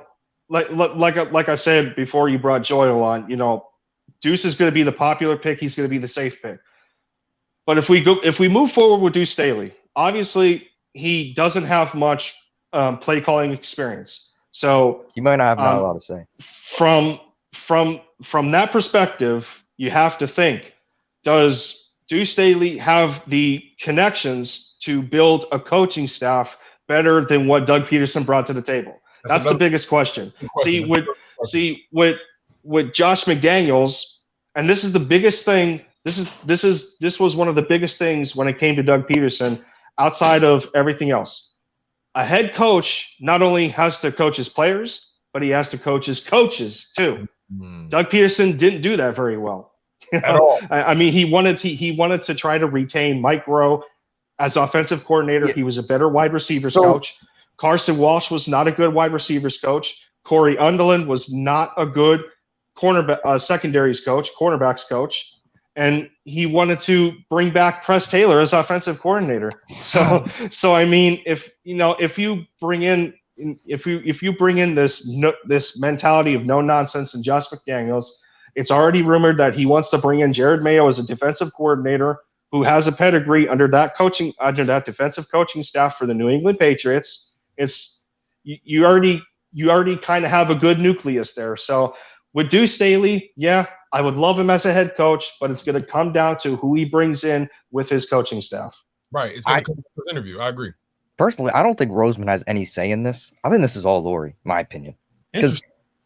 I just don't see how Roseman's a weasel, man. Like he finds his way to keep his job every damn time. I don't know how. Like it's like I look at him, right, and I look at him and I don't see any football on his face. I just see someone who I just look at him and I see someone who's an opportunist, someone who caught lightning in a bottle with the Super Bowl. I look at him and I just see nepotism. I look at him and I just see I'm here because my dad knows Jeffrey and Jeffrey loves me because Jeffrey used to watch me when I was a kid. I just see any type of calling card for Howie Roseman. It's just somebody who likes working with money. Maybe this could be the reason why he doesn't want to fire Howie Roseman. He has no connection around the league. I'm talking about Jeffrey Lurie here. Maybe he doesn't. I don't know. Does he know anyone? Or he can just. Where you're saying that does Howie know anyone? No, does Jeffrey Lurie know anyone just to fire Roseman and then pick someone as a GM?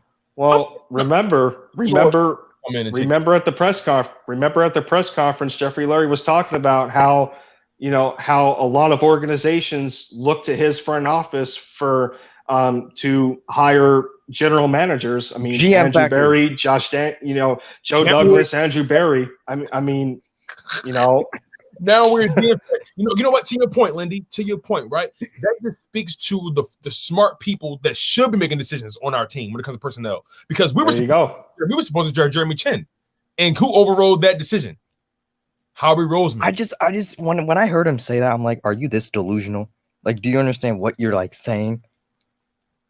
Yeah, they look at your front office because they see smart. Oh my! I don't know. They don't see the smart people making the decision. So say, you know what? If you're not going to let them make a decision, come over to hit this side, and we'll let you make a decision. Look at what Joe Douglas. What I'm saying? Joe Douglas is going to turn that Jets team around. He's going to turn that team around, bro. And who else? It's going to kill me. What team is Andrew Berry on? Forget what team he's on. The Browns, I believe. I think he's over in Cleveland.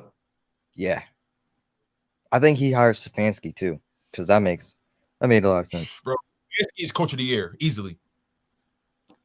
Unfortunately, I think we're using for a yes sir. I don't know. If they were looking for a yes sir coach, then they wouldn't interview McDaniels. I agree with you. Which may be to your point about Jeffrey may be the one making this decision entirely. Howie might be sitting in, but Jeffrey's making this decision entirely by himself. I don't think Jeffrey cares anymore. Like, if Roseman, like, he's just giving Roseman one more year just because they're friends. But right, he gonna let him play his contract. Let him run his contract out. But I think like another even though Jeffrey in that press conference he didn't really make me too confident. One thing I did sense in that press conference was he's tired of answering these questions for Howie. He's tired of it.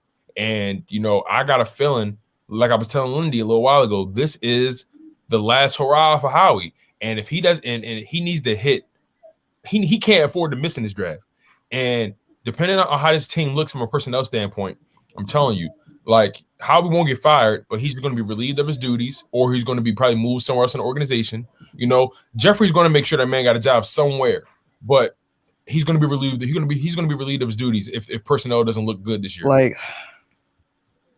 I just don't see how you can be so loyal to a guy that. Yeah, I'm not even that loyal. I'm sorry. I got family that I love to death, my friend. But I know what I know what certain family members are capable of.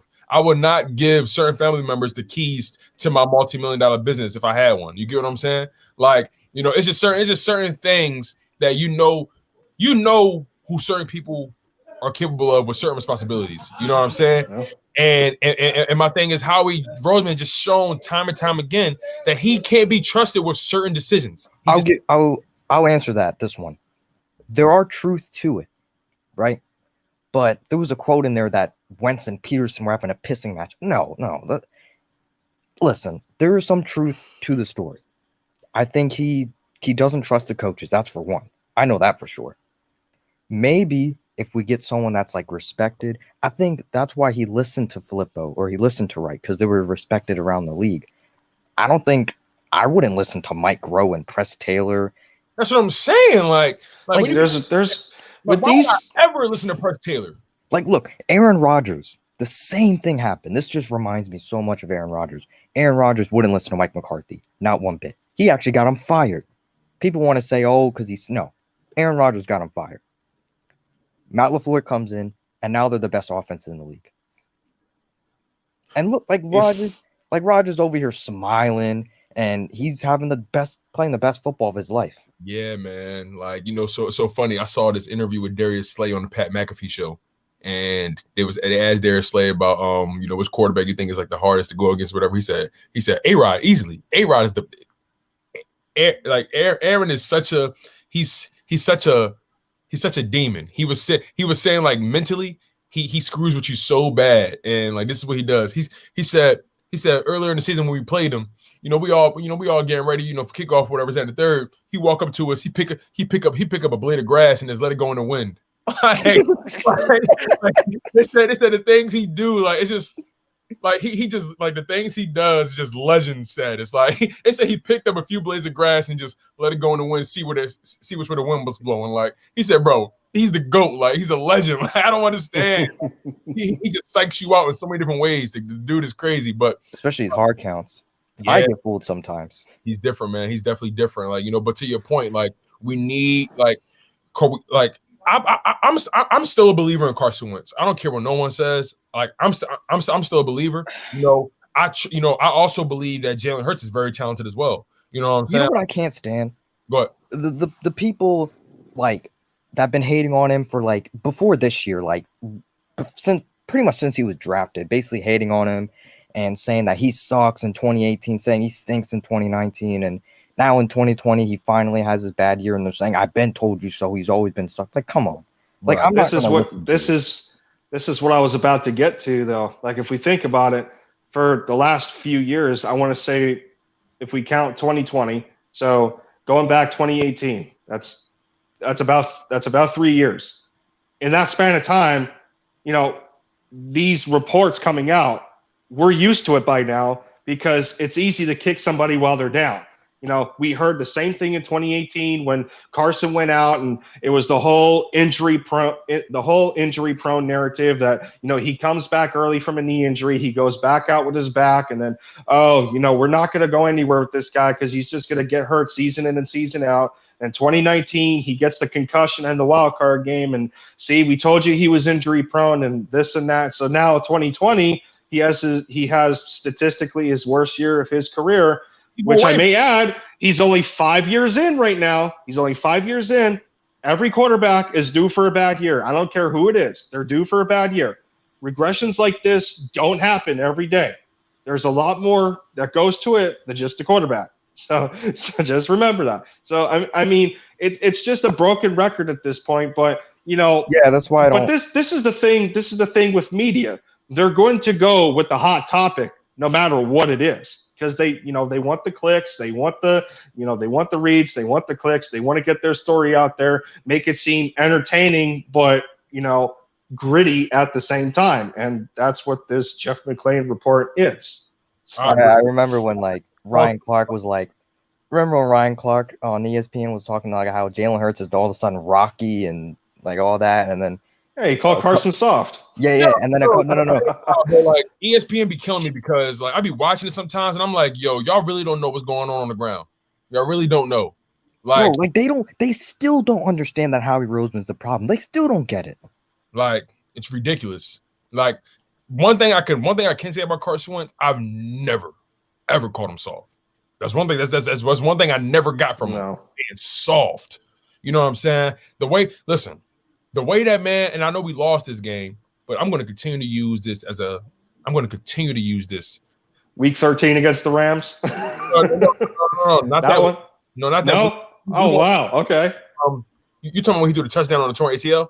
Yeah. No, we won that game. I'm talking about this past season. Even though that was one of the most toughest things I've ever seen, because he threw that touchdown without even moving the foot. All he was doing was rotating his hips, and he was just got that much velocity. You know what I've seen? I've seen Stafford throw with a broken arm before. I've never seen a quarterback throw on a broken leg. Bro. I think, by the way, Stafford is so underrated. Very much. Very much. Stafford on any other team. Listen, I'm not gonna lie. You put Stafford in Atlanta in that Super Bowl game, they won that Super Bowl. Like, it's no way the Falcons blow that lead against the Patriots. People talk so much trash about Wentz thinking Hurts is their savior, but then remember when we were without him after McNabb.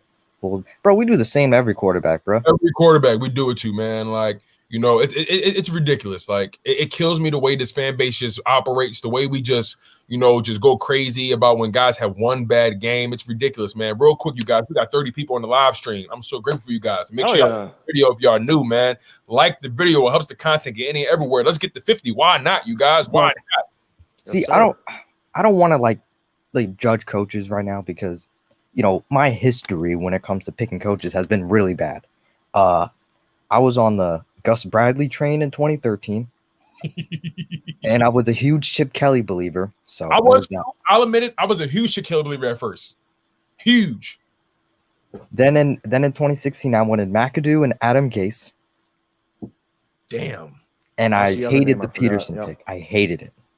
I was like, we're gonna be bottom of the barrel division for like 5 years. I hated it, and he ate my words during that Super Bowl. When we hired him, I'll admit, when we hired him, I immediately was like, I don't know how I feel about this. Like, I need to see where this goes.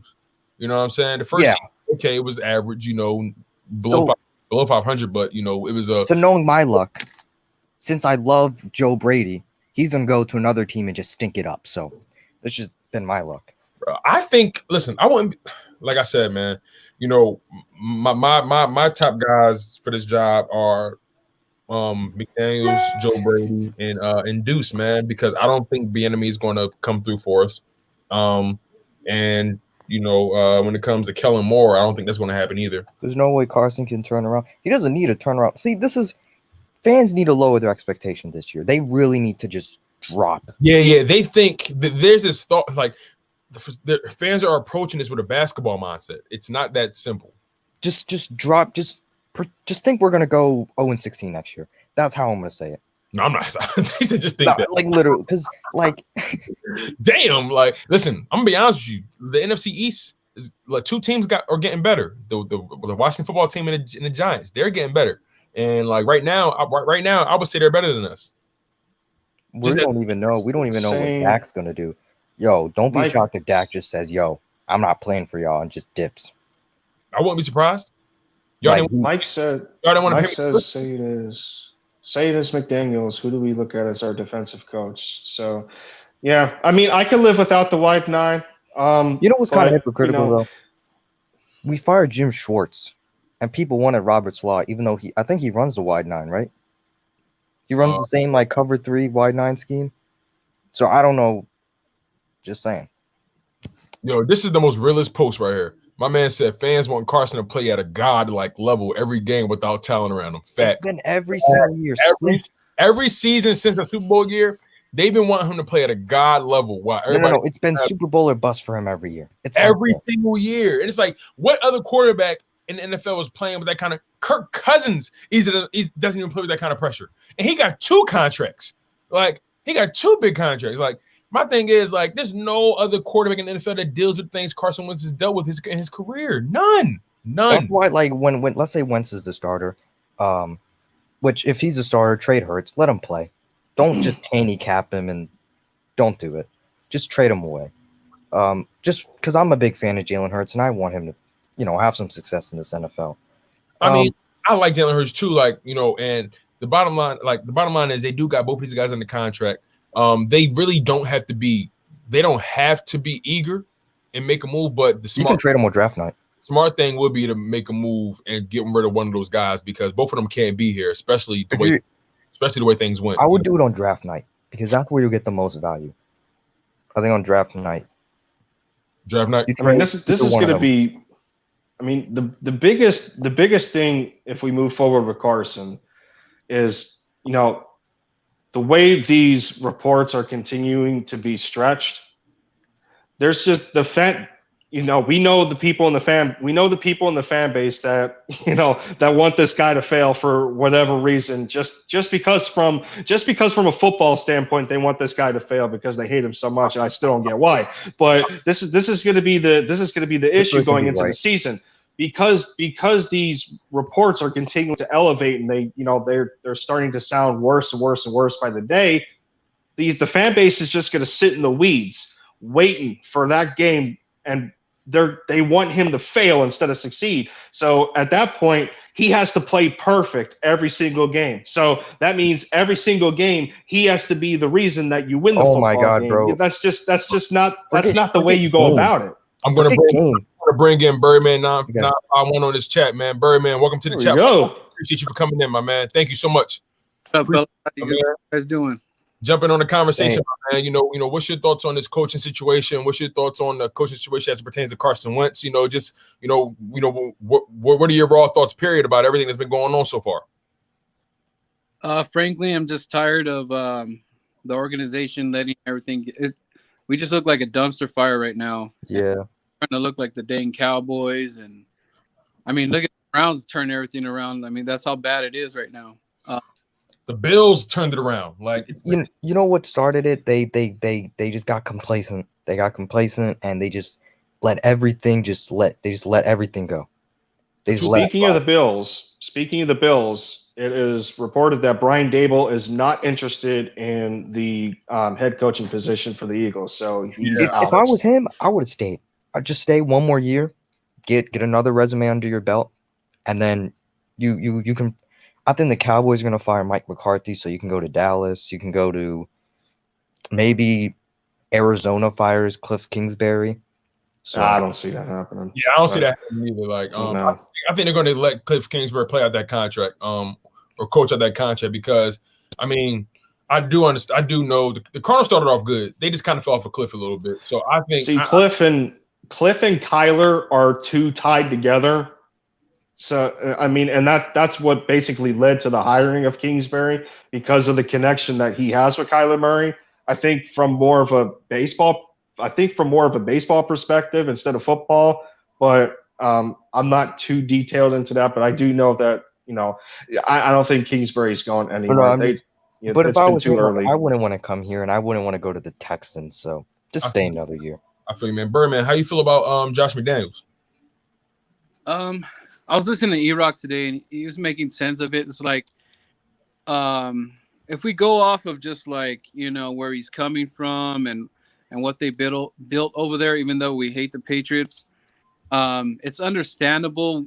And Lurie, if you think about it, Lurie's always had like this infatuation with the Patriots because I feel it's like we always have that competition where it's the Patriots. He's friends with Robert Kraft. Yeah, you know what I mean. Like it just seems like there's something there where if McDaniels does come in, that might have something to do with it. But I feel that Lurie wants that tinsel town where we have the best stuff in here, and who knows where it goes from there. But I'm okay with it. I just feel that right now, with everything going on, this whole coaching thing just feels off to me as a fan. I just feel like we're just overthinking stuff, and then it almost feels like we're gonna be desperate. And I don't want them to pick Deuce Staley out of because we're desperate or he was the only you know what I mean. Like I don't want to feel like we'll just gamble with that. Some of the players like him, so how could it go wrong? I don't want them to pick him just because of that. Yeah, you don't settle. I got you. Talent. Yeah. You think Deuce has talent and he's capable of being a leader of these grown men and all this soap opera stuff that's in the locker room right now. Right. He can handle it, and we're going to support him. I mean, we're going to support the coach no matter what. We're fans, and we're going to support the team, whether it's Carson, whether it's going to be Jalen. But the other thing is that Carson Wentz needs to have a sit-down interview or something, and just He needs to show his face. Yeah, he got to show his face, bro. He's been MIA like since he got benched. Since he got benched, he's been MIA, and he skipped the exit press conference, which I didn't like. I thought that was a bit cowardly. Yeah. But in hindsight, I thought about it, and I said, okay, you know what? He probably didn't want to take that press conference because he knew he was going to have to answer questions about his trade situation. So at that point, they say, you know what? I understand the dynamic of the situation right now. I understand that my job is not the only one in question. Let me fall back.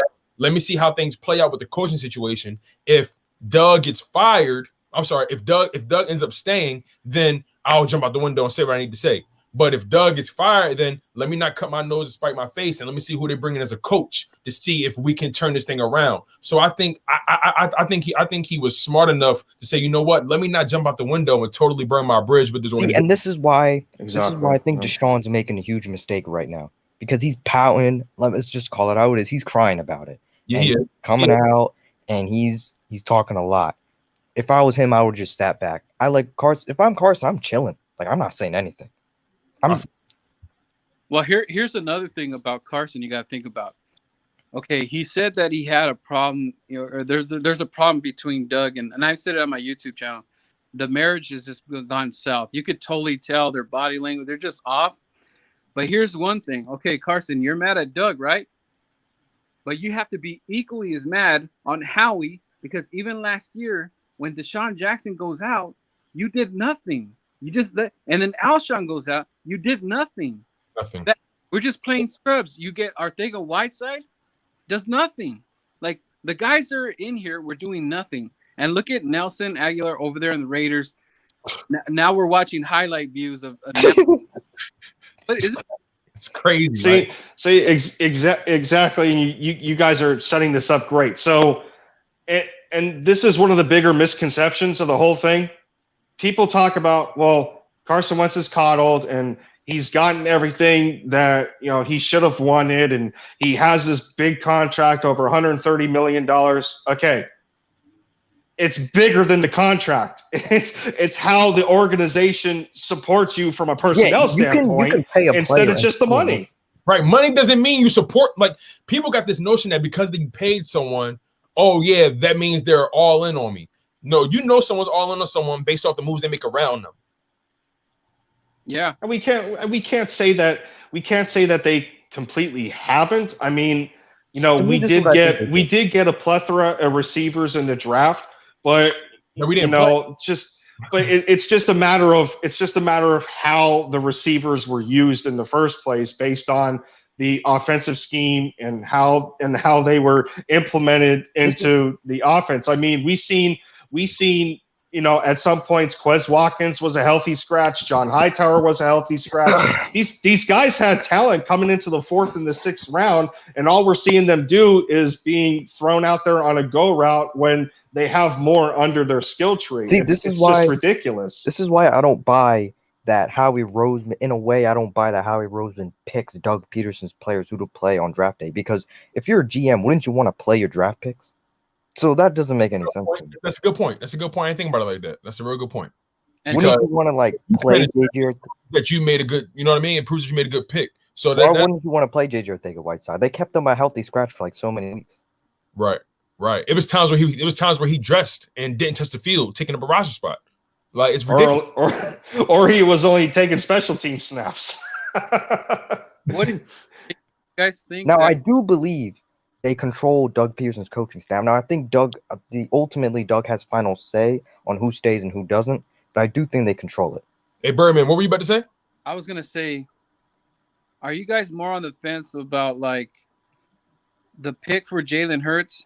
Was that more so Howie or Doug? That was Doug. Just because of his injury, that's where I'm at with it. Because that was, and why you would pick Jalen Hurts when our line we could have got someone for our line or a linebacker or whatever. I don't think it was Doug's call on that. Do you? I think it was to satisfy both parties, because one party could be like, we're not sure of Carson's stability from a health standpoint. And then the other party is like, if there's all this talk and speculation about how, the marriage turned to crap between Carson and Doug at some point would probably want to hit the reset button over the course of the season. If, then obviously this regression of Carson, we can't say anything was premeditated, but at some point, if he needed to go with Jalen Hurts, he would want something fresh if the connection just wasn't there anymore. I think it was Doug and Carson. I think it was all three. I think it was Laurie, Roseman, all those guys, because they all knew that Seattle game was the last straw for them when it came to Wentz getting hurt. They said, you know what? Okay, we're winning that game if Wentz is healthy, or we're winning that game if we have a reliable backup. Yeah. But funny how they talk about Patrick Mahomes getting that concussion and then Lamar Jackson getting the concussion, how more of a bigger deal it was. And then when Carson Wentz got a dirty hit on Jadeveon Clowney, it was kind of like an afterthought. They didn't even know. The commentary didn't even notice it. Oh, that's Chris Collingsworth. You guys are watching the game. Call it out. Because you know what they said? They try to say, "Oh, come on, coaches, you don't put your guys in that position." But then, if it's Carson, you got to protect yourself. Oh yeah, it was his fault. That's right. That's right. It was his. It was his fault. Wendy, it gave all the media, it gave all the fan base ammo to push this injury-prone narrative. Oh, of course, yeah. So even if it didn't make any sense, because concussions, you can't control that. Right. That's a I can get a concussion by tapping the damn wall. Like if just hit me in the right spot. Like it's ridiculous.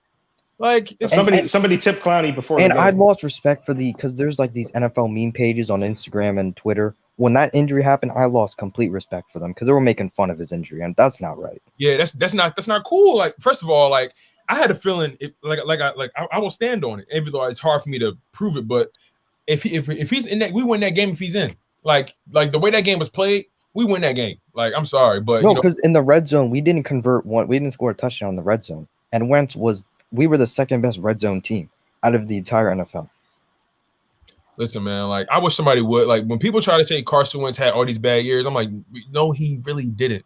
He performed exactly how he should have based off the talent that was around him. They took Jalen Hurts to snub the Cowboys given Dak's contract situation. You think they would have took Jalen Hurts?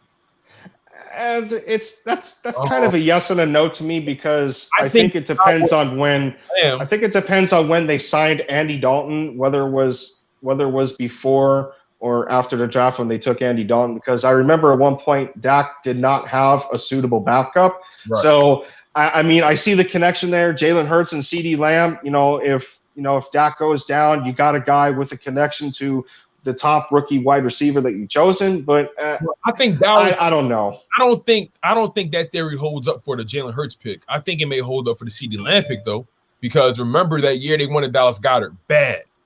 They wanted him bad, and then they thought it'd be a hand in glove fit. His name's Dallas. He's going to be the successor of Jason Witten. And then we moved up one spot. Moved up one spot ahead of them and snatched him, and they were pissed. They ended up choosing Van Der Esch.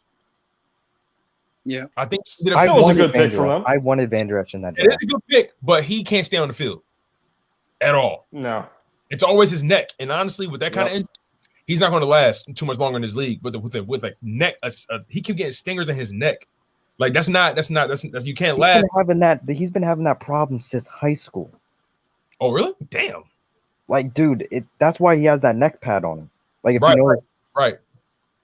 It's insane. It's insane. Like, so, like, now since we're talking about this draft, we got this number 6 overall pick. I was saying that, we should definitely go for best available. If all 3 of these guys are available, which I doubt, but if Micah Parsons, Jamar Chase, and or Devontae Smith are available, I know the Eagles don't go linebacker in the first round, but I'm doing it because Micah Parsons, that's a generational, defensively culture-changing talent. He can change the entire fabric of your defense just with his presence alone. You saw what Chase Young did for that Washington football team defense. He gave them an identity. In my humble opinion, he became a captain midway through the season. It's crazy. So I know people talk about Micah Parsons' personality issues or whatever. Listen, I'm at that point now where I don't care nothing about personality issues. You get your ass in the building. We'll work on that later. We got therapy for a reason. And I think Laurie's on the same page. I think he's on the same page. Like, listen, that's gonna be kind of tough, though. I mean, listen, what was it on? What was it on? I think it was on Twitter where Micah Parsons said about that he hopes he stays in the blue and white. It's gonna be kind of tough if we take him and he wanted to be a Dallas Cowboy. How would he feel? But at the end of the day, you're in the NFL, man. Just play for the team that drafts you. Money talk, BS walk, and trust me, once he get drafted, that's he's not gonna care. That's out the window. I could care. He might even play. He might even be motivated to beat his team. So I don't know. That's what I'm saying. Like, I could care. Like Birdman. Like, who do you think we should grab with that number 6 pick? Because either Micah Parsons, Jamar Chase, Devontae Smith. If Micah Parsons isn't available, I say go Jamar Chase. If he's Jamar be available, at 6. At 6, it's some things can happen. But Birdman. Who do you think we should pick with that number 6 pick? There's a guy that kind of reminded me of Palomalu. Is he from USC? He's a I think. Let me see. Or I don't think there's a safety that's going to go 6 though. That's going to be hard to. Yeah, the only DBs I see that are high up are like Surtain. No, you're talking about a safety. Caleb Farley.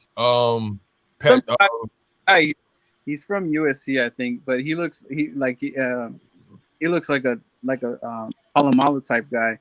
But my thing is, I want to take who the best is at that spot. And if it's the receiver, we're gonna go receiver. The only thing, all I want for sure is whoever is at that 6, it has to be a star that is going to change something.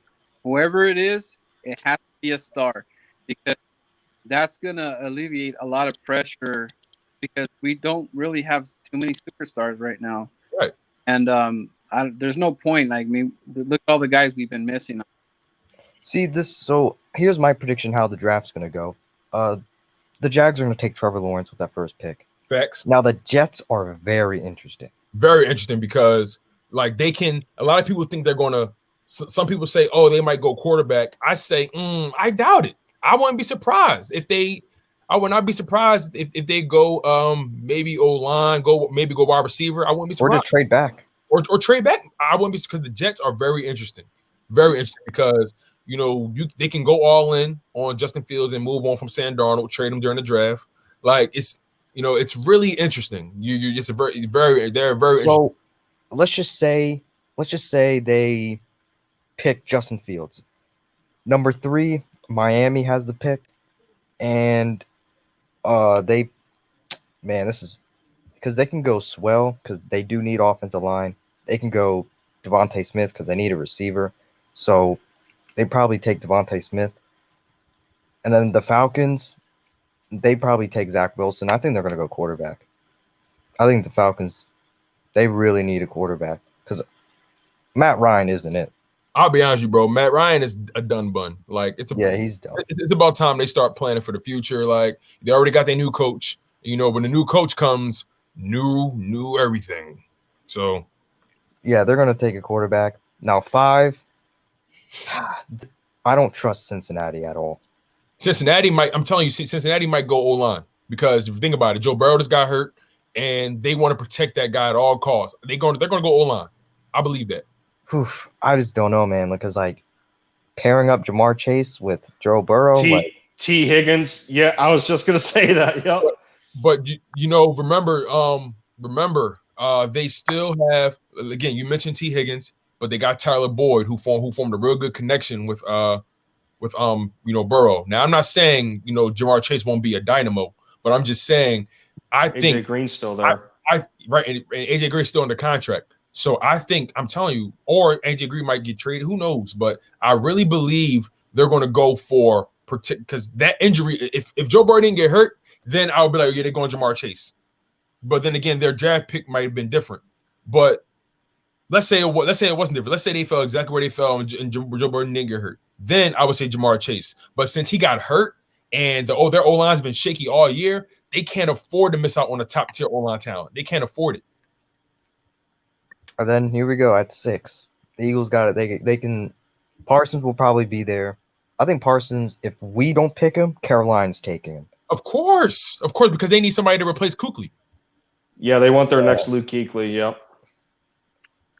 And that's the thing with Joe Brady, though. When we talk about the Panthers, that's the thing with Joe Brady. I think he's only had like 1 year of coordinating an offense, and that year he's dealt with injuries. He didn't have Christian McCaffrey, and he still allowed Teddy Bridgewater to have career highs in numbers. Well, this has been his first time. I think he still needs to develop as a coordinator, in the NFL. But here's Joe Brady's history. So he coached at Penn State, then he went to the Saints and was the passing game coordinator for like 2 years. Yeah, that's right.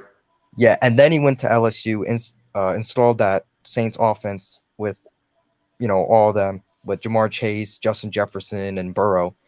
By the way, that was an insane offense. And then he comes to Carolina, and yeah. Get out. Lenny D in the house. What's up? I didn't even know I was on. What's up? Lenny D, coach, you slipping. Good, Lenny. What's up, y'all?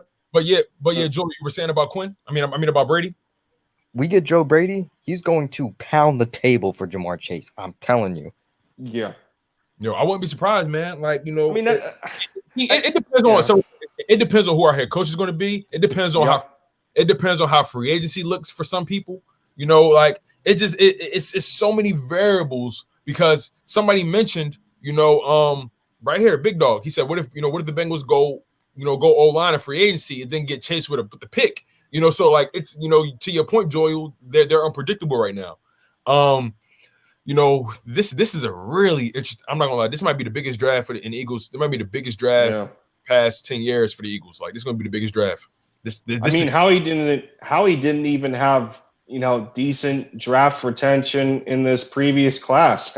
I mean, this is one thing I don't understand. Prince Tega Wannigo does not get a futures contract for the team, but and one of the biggest things is that he was such a long development project, and it could take like 2 years to kind of let him hone in to the trenches and whatnot. Well, and you let him sign a practice squad contract with the Kansas City Chiefs. Yep, I saw that. So you let him get away. And Two-Hill went to the Washington football team. Yeah, but this is what I don't understand. You let Prince go because of the development, but his name just slipped my mind. I'm pissed right now because I forgot his name. O-line, is he D-line? Is he what is he? What Talking about Two-Hill? No. Wow, why can't I remember his name? Our curious who you're talking about. I'm curious. So our rugby player. Oh, Mailata. Oh, Mailata. Jordan Mailata. Yeah. He's been in development for what, 3 years? He just saw his bro act. That's what I'm saying. So why were you so afraid to allow Prince to stay, knowing that you have an issue with offensive line depth? Not knowing whether Jason Kelsey is coming back. I'm not sold on Lane Johnson's health moving forward because his ankle has had so many issues. I'm not sold on Brandon Brooks because of his double Achilles tear. So Matt Pryor is shaky. I like Nate Herbig. Isaac Sayamalu is good, but outside of that, Prince Tega Wannigo was he was pretty good alongside Jack Driscoll. They were teammates at Auburn. So why would you let him go when you're afraid of that development process when you kept Jordan Mailata all these years? Bro, I don't know who's making the decisions at all. Real quick, Maybe guys. they couldn't. I doubt. I just brought in Mr. Philly, you guys. But again, like when it comes to like who's like making these decisions on who to keep and who not to keep, like it's like, bro, like you drafted two of these. I don't get it. You have two players and they're not in the roster anymore. Like how? Like it's like who are you keeping above them? Why is Pryor still here? Like why is Pryor still here? Cut him. Like what happened to him? Bro, like what didn't happen? No, like he was good not last, but in 2019, like that's Seattle. I'm not going to put too much stock into that because it's a small sample size, but it's just how you build off of it, and he didn't. But Lenny, like since you and Mr. Philly just hopping in on this conversation, what's your opinions on the whole Josh McDaniels head coaching situation? I don't think it's a bad thing. It's just you got to kind of weigh out our options. You know what I'm saying? Like, yeah, we interview him, but you still got enemy out there. I heard what's his name? The Bold. What's his name? The Todd Bowles. Yeah, he don't want to be interviewed for the job, and I kind of get it because nobody want to deal with no power struggle between who your GM say who dresses out and who don't. But you still got enemy out there.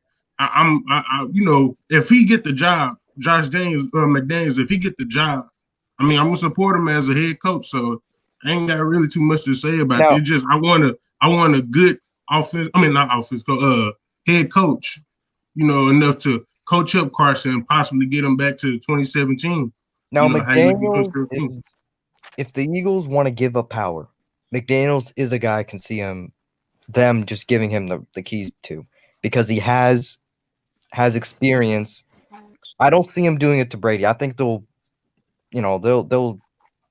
do it to him. They won't do it to any of these young coaches, but they might do it to McDaniels or like a retread or something like that. If McDaniels is the reason why Howie Roseman's fired, then it's the greatest hire in Eagles history. I'm just going to say it right now. Big time. I'll take that higher. I'll take that higher. How you feeling, Mr. Philly? What's on your mind, man? No, because McDaniels in Denver, he had full control. He was the GM. He was, he was the coach. He was everything. What, in Denver? Yeah, he made all the decisions. He drafted Tim Tebow. Yeah, I think that was 2009, 2010.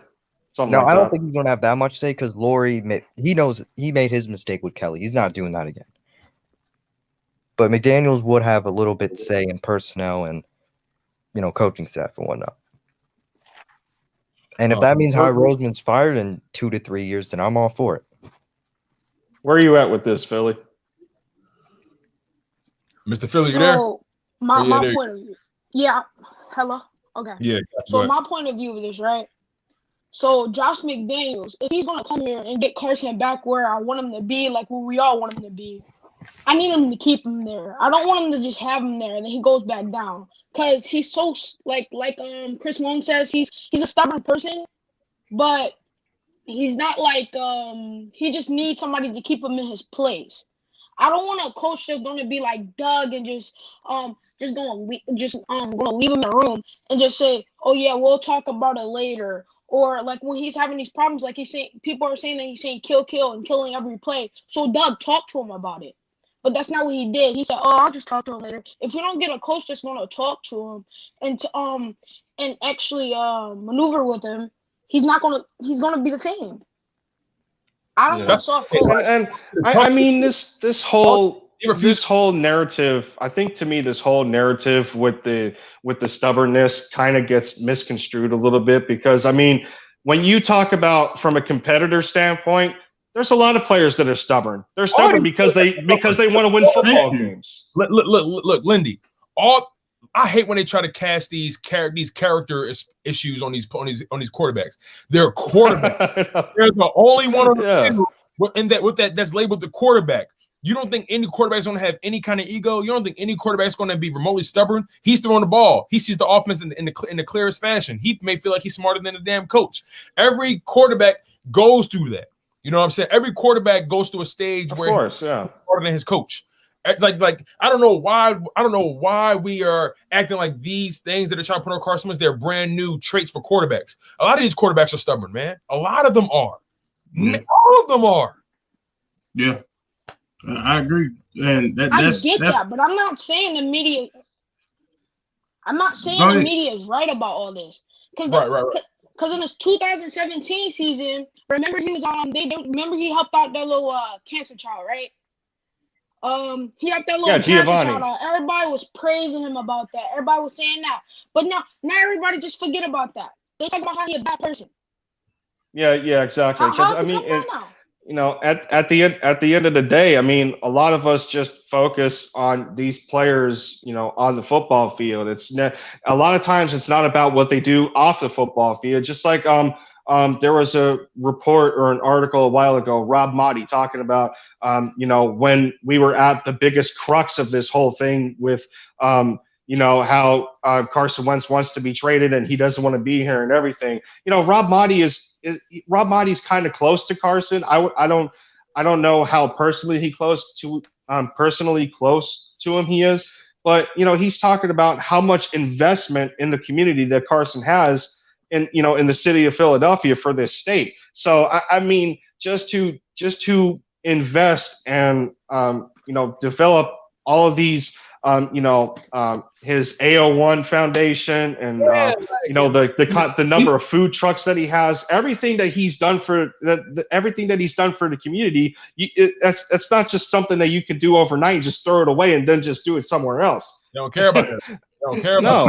no, nobody cares. They just want to see him perform. I ain't gonna lie, Lenny. Like, it's a good thing you don't live here, bro. Like, this city, what they do is you already know this, but one bad game, one bad week.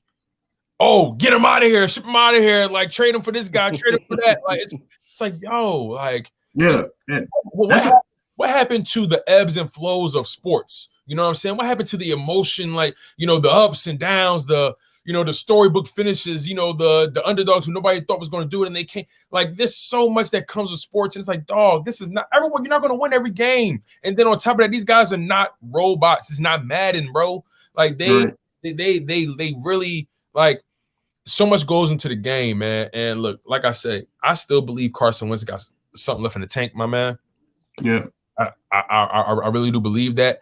You know, I believe this team is far, far from finished. You know, we are not the new Lions, we are not the new Browns. You know what I'm saying? Like, No. we will No. never be that dark. You know, You know? Jeffrey Lurie's not going to let that happen on his watch because he just seen the team a few years ago win the Super Bowl. You know, franchises don't collapse like this. They you know, as an owner, you don't want this to happen. You want to sustain success. I mean, like, come on. No, Yeah. he's going to go in this as much as we think, you know, how kind of transparent he kind of was with his press conference. You know, at the end of the day, there's got to be some no nonsense attitude to him, to where he said he's not gonna sit by and let this franchise burn to the ground, because obviously, you know, he's the owner of it. He can't let that happen because it's an investment. But you know, we just can't act like that he's not going to, you know, do everything that he can in order to, you know, for us to succeed again. I feel you, Lindy. Hey, listen, I just brought in 2 new people to the live stream. I brought in Sonic 2.25, and I brought in my man Mike. Man, thank you so much for locking on the live stream, my guy. I appreciate you for supporting the content and What's coming up, fellas? with it, man. You know, what's on your mind? You know, how you feel about, you know, what's going on with the Eagles lately? How do you feel about the whole Josh McDaniels situation? Maybe he's our guy. Who knows? Who do you think should be our guy? You know, just something on your mind, big dog. Well, I'm a hometown guy, man. I'm a big Deuce fan, so you know. I feel like he's gonna bring the attitude. He knows what it's like. He's been in that locker room. You know, he's been through the Andy Reid era. He's been through a lot of different coaching trees to actually understand it, and he brings that fire. You know what I mean? I think that's what we need. I think we need somebody that's gonna embody this city, embody what we need, and we thought we had that in Doug until we started seeing, you know, how the season started to end, and we started questioning his play calling and those questionable 4th down calls when, you know, the field goal's right there and you need to take those points, you know, because you don't know what's coming up next. You know what I mean? Like, that's the kind of stuff that I think Deuce is gonna, you know, change up, you know, for us. You know what I mean? I think he's gonna be able to right the ship. You know what I mean? I feel you. Yeah, that's the thing with Deuce Staley. It's that, you know, people are so tied to him, and he's given so much to this organization over the years, to where, you know, a lot of the fan base is like, well, if he doesn't get a legitimate shot at this position and he ends up not getting it again, then people are like, well, he should leave because the organization is doing him such a disservice of turning the cheek all these years. Correct. So yeah, I get where you guys are coming from. And you also got to think how often is he going to get these chances? You know what I mean? Exactly. Like, Yeah. There's only 32 jobs in the league. I mean, And I'll be honest with you, I don't think his proven himself. chance. I'll be honest with you, Mike. I don't think his chance gets any bigger than now. This is his chance. If he doesn't, he'll never get it. And to go with what you're saying is that it's not a really pretty job, you know. It's rated one of the worst. It's actually the last 2 that's available. So I wouldn't look at it as like, you know, oh, we're settling for Deuce. I would more look at it as like, you know, he's the one that could actually fix this. You know, I think they wanted to bring all these other coaches in to see, you know, their approach and who they want to bring on board and what they want to do. And I think Deuce already knows what the organization needs and wants. I think more than anything, he knows what the fans want, you know, and that's the important thing. You know, I mean, this isn't New England. You know what I mean? This is a whole nother animal. You know, and our fans are passionate. You know, you know, like, we are passionate. We give everything. You know what I mean? So we can't sit here and allow somebody else to come in here that thinks they know our fan base, thinks they know our market, and try to put a different brand on it. You know what I mean? Like, I want that dog, man. I want that fight. I want to get back to, you know, the old, you know, Kelly Green 1980s era Eagles, man. You know what I mean? Like, we deserve that. I dig that. We deserve that. I like everything you're talking, Mike. You know, the simple fact that we're missing an identity. And we haven't had an identity for quite some time, man. I'll be honest. We haven't had an identity since that Super Bowl year. You know, like, and ever since then, like, it just seems like we've been riding off the high of that Super Bowl. And honestly, we need to put that crack pipe down. We need to focus on our future. And like my guys for the coaching job. If not not Deuce, Josh McDaniels, but to the point, I do believe Deuce knows this franchise so well, and and those players love him. Even players that don't play for the team anymore, players that don't play for the team anymore are saying, "Yo, give Deuce the job." Malcolm Jenkins, as a matter of fact, he came out on Twitter saying, "Yo, give him the job." I don't know anybody that's perfect for it. Not just players, but players that have played for some respectable coaches. Facts. You know what I mean? Yeah, that's the biggest thing. There's two, like there's a combined set of elements here that are working into play at the same time when we're talking about a head coach. Not only does from an interview standpoint, not only does the front office have to buy into this guy, but the players have to buy into this guy. So who fits both molds at the same time? And I think, Deuce Staley is one of those guys.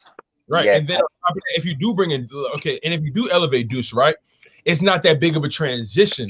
So even if it doesn't work, people look at it like, oh, well, it was just a move. It wasn't like you went all in on a whole new coach and it didn't work. And now you forced to do a rebuild. At least if it doesn't work out with Duke, it just looks like a transitional move rather than we're all in on this move. You know what I'm saying? Yeah, because it's a win-win.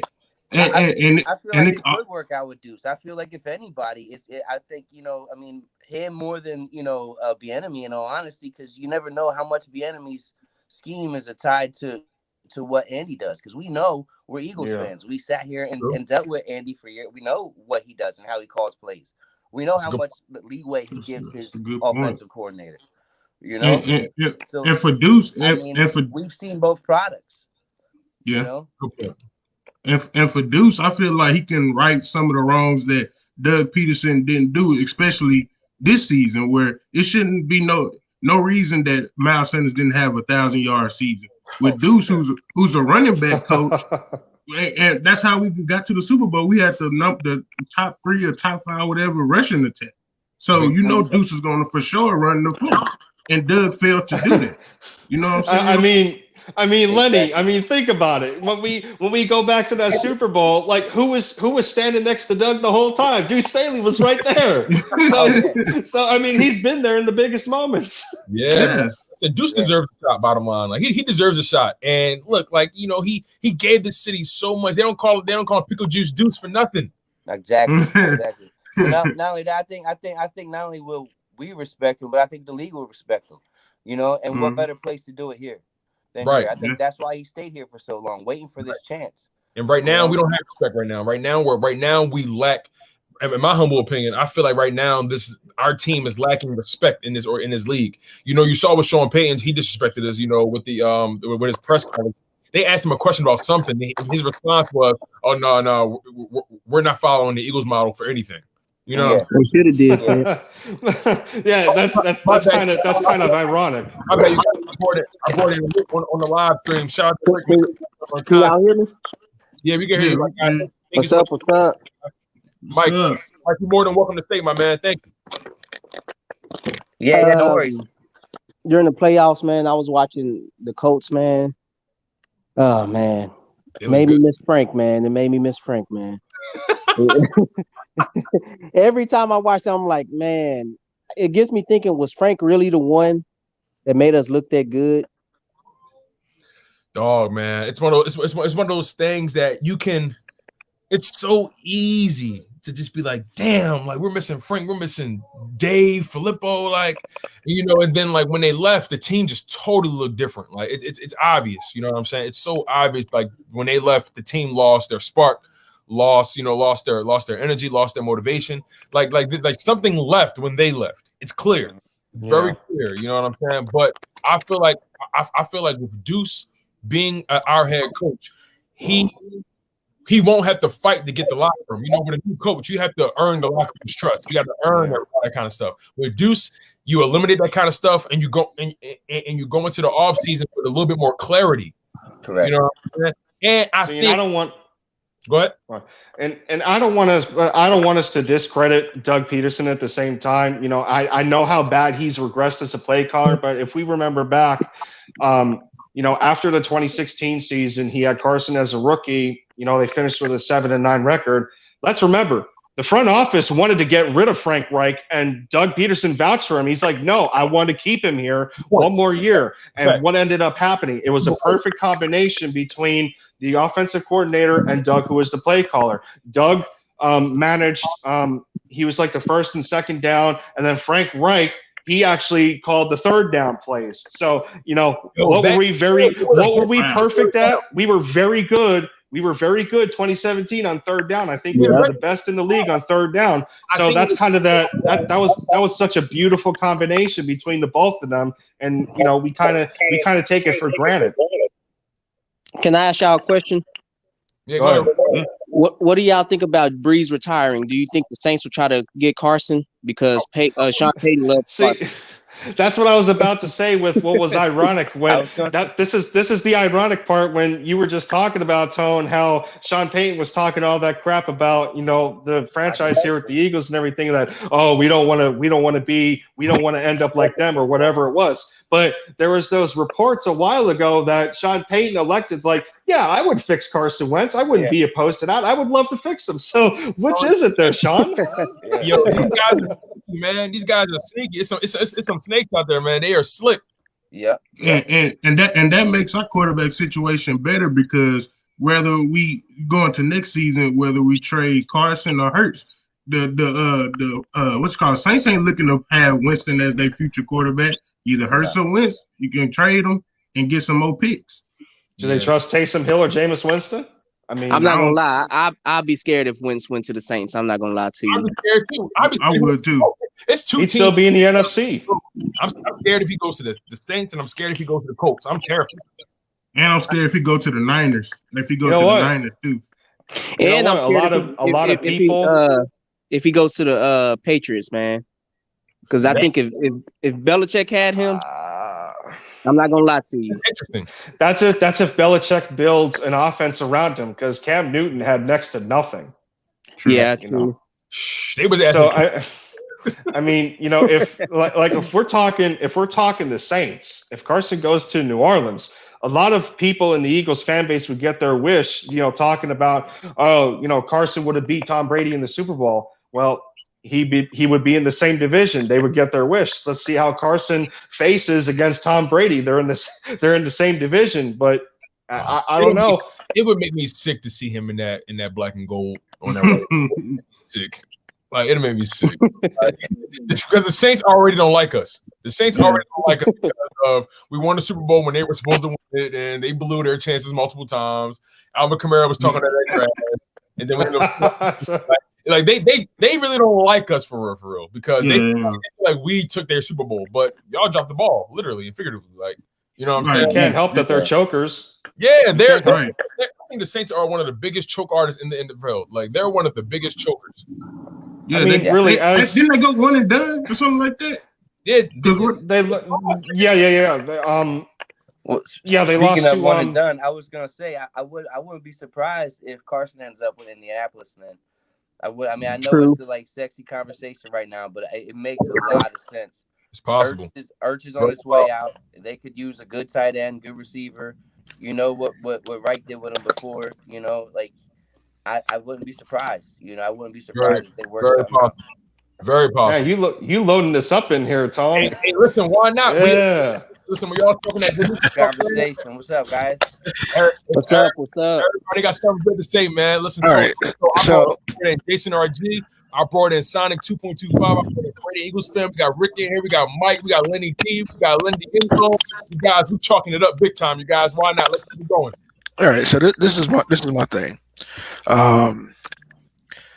Not saying that Deuce doesn't deserve to be a head coach or he wouldn't be a good head coach. My problem is that with the way that Howie and Laurie runs this team and the way that they meddle, my concern with Deuce is if they do give it to him and he takes it and the team doesn't perform the way that they're supposed to, he's gonna have that negative stench on him and he may not get another chance for a long time.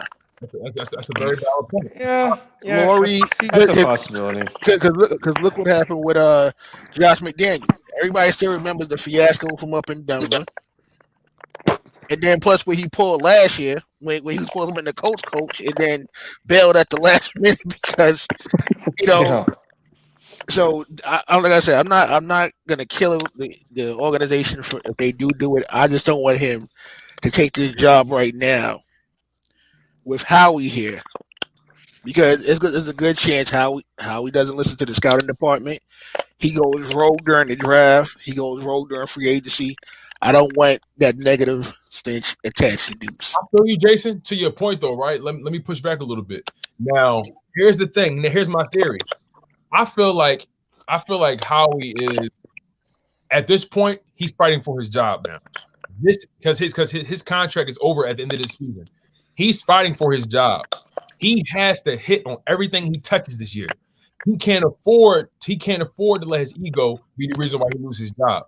So, in my humble opinion, I feel like this might be the 1 year he actually listens to the scouting department and let them, like guys like John Dorsey, let them actually do the job, get the talent in the building, and then at that point, take all the credit, Howie, and relax. Okay, Let me push back on that. How many years we said, that though? Let me counter that argument. All right, got you, Jason.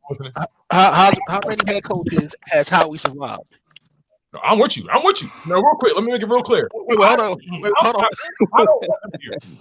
I don't want him here either. Well, hold on. How many head coaches has he survived, and he took none of the blame for it, bro? Like, secondly, remember the press conference.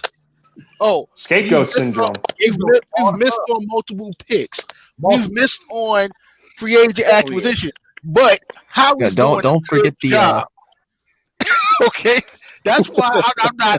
How he has nothing to worry about because he's a numbers guy. He's the guy that just pushes the numbers. We need somebody who's actually going to get talent. Exactly. Douglas walk out the door is exactly. He's too worried about I would be happy. Yeah, he's too worried about the dollar sign. 1 year. See, all about the dollar sign. I understand. Like, okay, Laurie doesn't want to fire him. Fine, you reduce his role and his power, give it to Dorsey. Let Dorsey handle the draft. Let Dorsey handle free agency in the roster. Only thing Howie needs to be have control over is contracts. Money. That's all he good for is moving the money around. That's it. Yeah, the dollar sign. That's all. He takes the left pocket and pays the right pocket at the right time.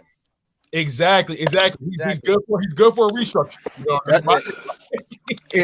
know, So with Deuce Staley, you feel that Deuce deserves to be in a more suitable atmosphere in order to really what's the word I'm looking for? Have a chance to thrive. To succeed. To grade him. Yeah. To showcase because like I was saying, like, okay, look at Todd Bowles. Todd Bowles went to the Jets. That's all anybody remembers him for. They don't remember the fact that he had Detroit competitive for a little while, and they fired him. No one remembers Detroit. They just remember the Jets. So my question is, would you rather see him go somewhere else and take that risk? Or would you rather see him do it here, or know when he does go somewhere else and becomes that next, young stud of a mind who's been around a lot of people and knows how to be aggressive and, can get the respect of the locker room that a championship team deserves. It's hard to let that walk out of your door, man. Yeah, you're 100% right about that. But on the same token, as much as I don't want him to go, I would rather him walk into a situation where him and the GM can work together to build a team in his image, and he gets a chance to showcase what he can do as a play caller and as a leader of men, opposed to staying here. How we not listening to nothing he says? Drafts who he wants to draft, brings in who he wants to bring in, and then sabotages his career before it gets something wrong with this. It's bring in this Press Taylor, that's for sure. Oh yeah, it's so sensitive. That was nailing the coffin for Doug. Yeah, please don't. When it comes to when it comes to Deuce Staley right now, it's so sensitive because from a front office perspective, those guys know Jeffrey Lurie and Howie Roseman. They know how this guy is built. Yes, he he's been an assistant. He's been an assistant for the head coaching position under Doug Peterson for how many years? Right. They know how he's built, but it's going to be, to me, it's going to be more predicated on the coaching staff that Deuce builds around him. That's going to ultimately affect how much of a chance that he's going to have at the head coaching position. Who does he retain? Who does he retain that's still here on the coaching staff now? Does he retain Jeff Stoutland? Does he retain Matt Burke? Does he retain Marquand Manuel, Aaron Moorhead? The list could go on. And the same goes for the defensive coordinator position. Right. Do they feel that they want to promote from within and make Matt Burke the defensive coordinator? I don't think that'd be the popular choice amongst the fan base either. I would keep Stoutland, and I would keep Stoutland, jettison the rest of the coaches, bringing a defensive coordinator from outside. I'll bring in Todd Bowles. But here's the thing about that, right? Here's the thing about that. But that's a lateral move. I don't see Todd Bowles really. Yeah. I don't see Todd Bowles going from one DC position to the next. That's what I mean. That's lateral. That's a lateral move. Yeah. I don't really see that happening for Todd Bowles per se. When it comes to Deuce, I do feel where you're coming from when it comes to the fact that he'll be kind of put in a position where he's judged unfairly, right? But at the same token, because they know him so well, because they're so aware of how bad the situation is, maybe that will give them some grace because they know Deuce and they know how capable he is. You know what I'm saying? Like that, your reasoning for why he should go elsewhere maybe is a reason why he is made for this job as well. That's true. Mm-hmm. It's very possible, but Brandon, my man, you've been quiet, man. Brady, fan. I want to hear your mind, young buck. Just waiting for everybody to get their take in. But I think that we will end up going either Deuce or Josh. I think that at the end of the day, we'll go Deuce just because he's been around the team for like 10, 12 years, right? How many years? Like 10, 12? 22 years altogether. Yeah. Same number as his jersey. His same jersey number. Ironic, right? Crazy. So I think we'll go him. But Howie has to get out of here. He'll draft a punter, the undrafted punter from Stephen F. Austin. I don't even know if that's at college. That's all right. He gets more than an F grade from me. That's possible. That leads me to the next punter question. probably has he can't even probably punt an inch. I can punt better than that punter. Hold on, Mike. Hold on, Mike. What'd you say? My next question to him was, do you think they go defense or offense this year? In your draft? Yeah. I think they're gonna go offense first round. Listen, bro. Jeffrey Lurie is not going to see another wide receiver that they pass up on go in another team. They're gonna go wide receiver in the first. He can't let it happen. Yeah. Wide receivers. My personal opinion, I think the Dolphins are gonna either take O lineman or they're gonna take Jamar Chase. Here's a hot take. They're not taking either. They're getting Deshaun Watson. I think they trade that third pick to Houston. Yeah. No. That's possible. Wait, hold on. They do that. What do they do at Wentz? You mean Tua? Oh, you're talking about the Dolphins. The Dolphins. The Dolphins. They trade Tua. They exchange quarterback. It cut out. Tua and that pick for Deshaun Watson. Okay, yeah. They put a package together to get Deshaun Watson. That's gonna be on draft. Be a blockbuster. That's gonna be the biggest trade of the night. Yeah. Yeah. It would be. The only way I see the Eagles go on defense if Chase and Devontae Smith are off the board. If they're off the board, then you got to take either Surtain or Michael Parsons. I agree. I was just about to say that. I agree. Just about to say that. I honestly believe. I believe that. I actually believe that Jamar Chase and Devontae Smith are going to be there at the 6th pick. We're not talking about Jalen Waddle though. Well, see, one thing we're not talking about is that whoever this coach may be, they're going to be tied to that first round pick. That's a fact. Success of whether they succeeded or not, that's going to be tied to their career. That's a good point. Hang on. I heard. I seen Philly Fresh wanted to hear from his guy Sonic. He just hopped back in here. What does Sonic got? Where are you at on all this? Not much. Where are you at with from the perspective of the head What's your coach? Like, mindset, who do you want? Yeah. How you feel about this draft? You know, who do you think we're going to pick that number 6 overall pick, my man? Judge, should we trade back? What do you think we should do? Well, I mean, I think we should get Jamar Chase because I've actually been seeing him, and I think he's really good. I was gonna say Devontae Smith, but I know someone's gonna pick him. Someone's going to pick him before we do. Like, he's a Heisman Trophy winner. Been 3 decades since a receiver won the Heisman. So I mean, and this is what I was saying earlier in the chat with Tone. It's like the problem is you got so many potential players that can be a transcendent talent. It's like, you know, that puts a lot of these organizations at, you know, what do they want the best available, or do they want their biggest need first? But at the end of the day, I'm having final say, because this is what's going to happen.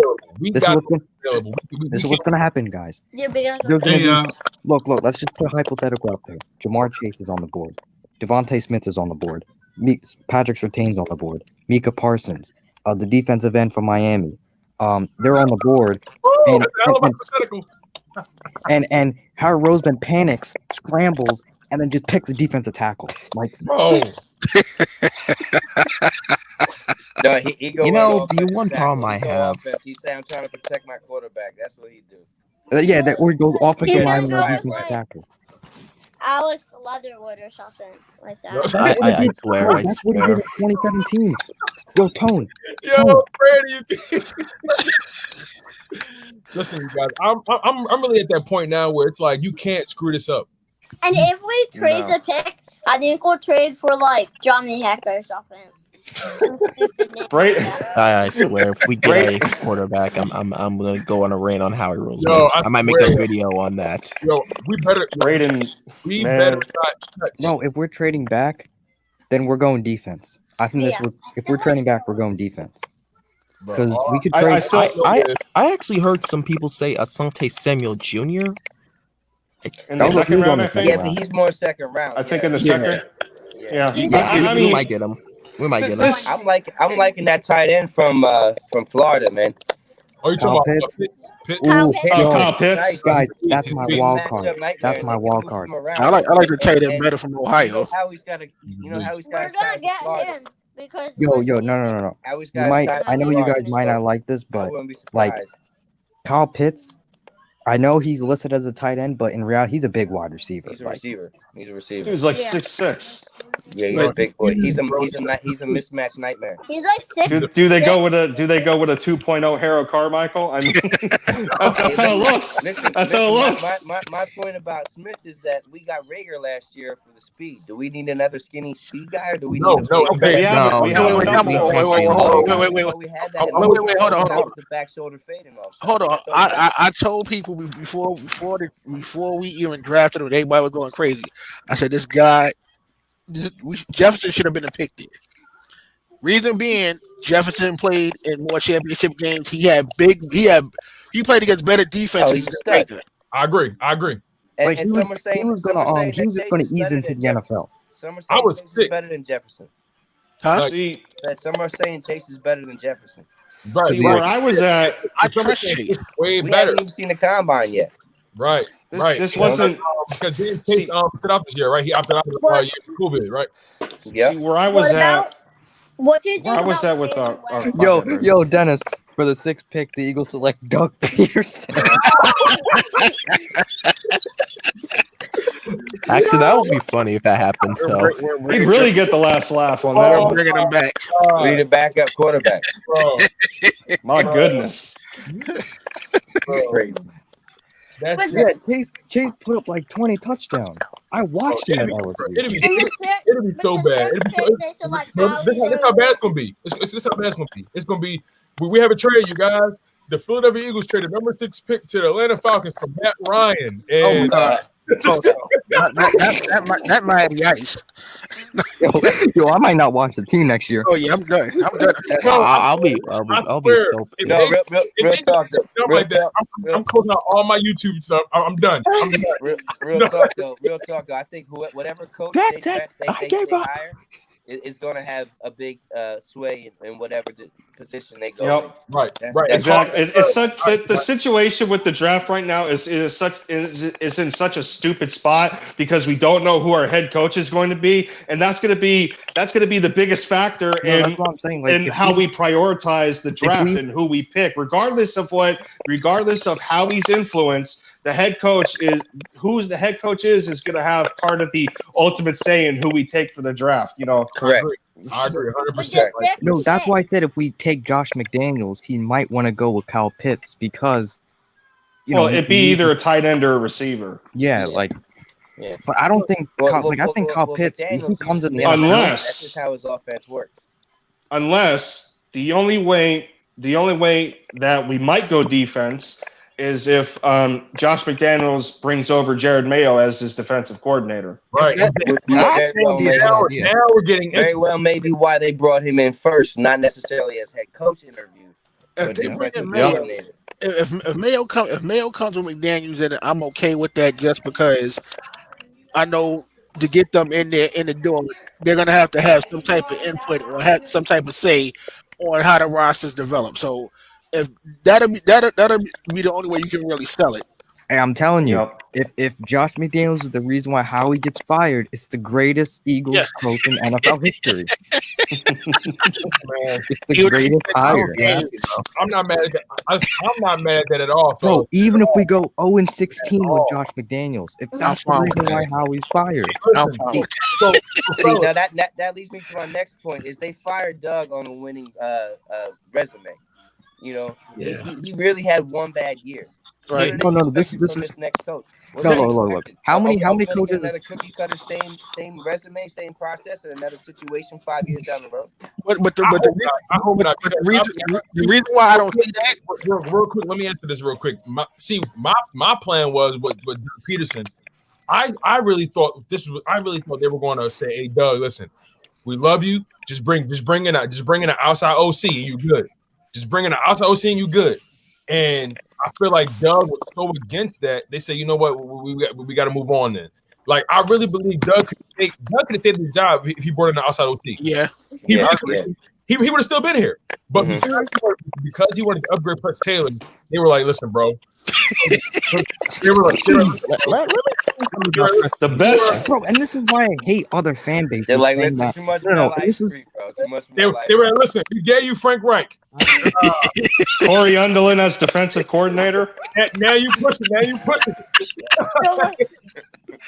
Bro, Doug hired Frank Reich. He hired him, Right. and he let him out the door. Yeah. Like what? Like Doug Peterson. Well, Frank got hired somewhere else. I know. But I don't even think he would like. But then again, you gotta also look at it like this. Frank was already probably looking out the door anyway because they tried to get rid of him the year before we won the Super Bowl.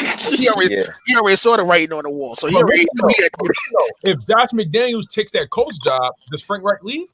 No, he doesn't. He's Probably good. not. So it's like, damn, we probably if McDaniels takes that job, we might reap.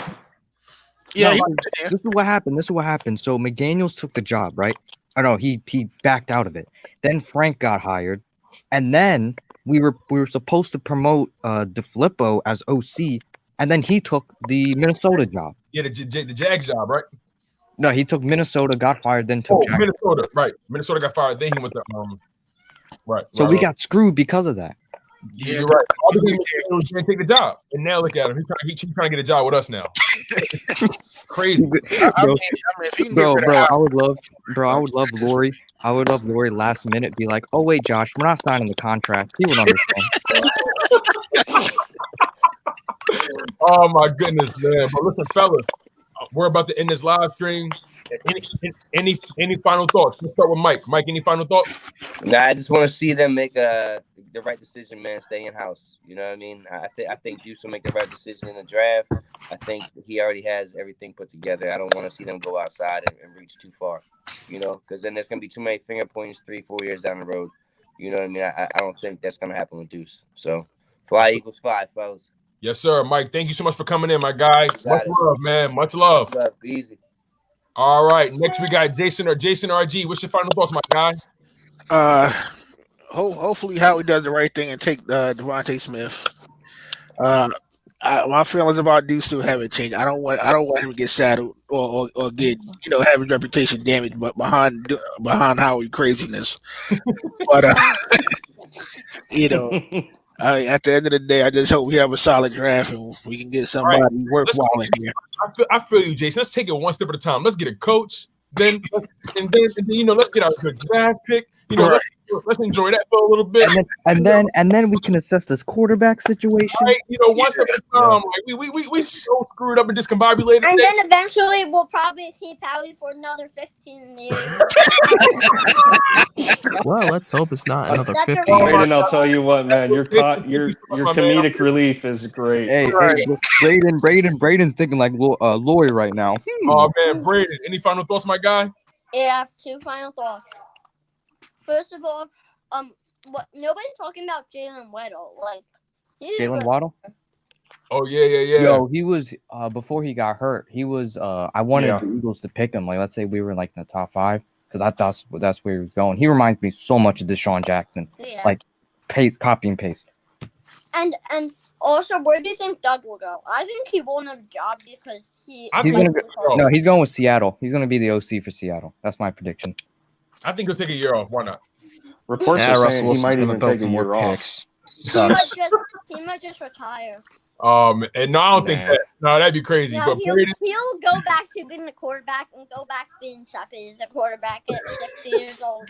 oh man, on that note, Braden, thank you so much, my guy. You always welcome on the channel, my man. Much love. Be safe, little man. All right, Braden. All right, Lindy. Any final thoughts, my guy? Not too much, other than just loving to be a part of a hell of a stream, man. You've been going for almost 3 hours. Just love supporting another content creator, man. I had a blast on here. It was awesome. But yeah, no, man. I just we at the end of the day, we just gotta hope that that between ownership and the front office that they just make the right business decision from a head coaching perspective, and then depending on what Jeffrey wants to do as far as that transition that he was talking about in this press conference, whether he wants to go to a full transition, half transition, whatever it is, it has to be the right transition at the end of the day. So, let's hope that we bring the right guy in here and, keep it going. Hey, Big Fest Lindy, thank you so much for coming in, my man. You always show me love every live stream, Yes, my sir. guy. I'm grateful for you. I appreciate you. You're more than welcome every single time, my guy. We got to collab in the future, big time, my guy. Oh, yeah. Absolutely, man. Enjoy the rest of your day. Take care. All right. Sonic, any final thoughts, my man? I mean, all I gotta say is I hope we get Jamar Chase or Devontae Smith, and I hope we hire a coach, and let's hope Harry Roseman gets fired. I feel you, man. I feel you on that, Sonic. Sonic, thank you so much for coming in on the live stream. I know You're you welcome. I know you was having some technical difficulties earlier, but I'm glad you managed to get back into the squad, my man. You're always more than welcome, my guy. Much love. Truly. Much love to you. All right, see you later. My guy.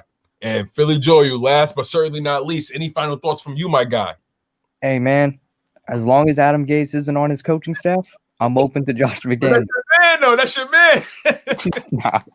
No, but I heard he's gonna probably get some college guy for his OC, and he'll get I just hope we make the right decision, man. Because I'm gonna be honest, bro. That press conference Lori made, it made me lose faith. Like it was bad. But if the rumors are true, Josh McDaniels, I welcome you because I was completely wrong on Doug Peterson. And reality, we don't know how these coaches are gonna turn out. Right. It's all speculation.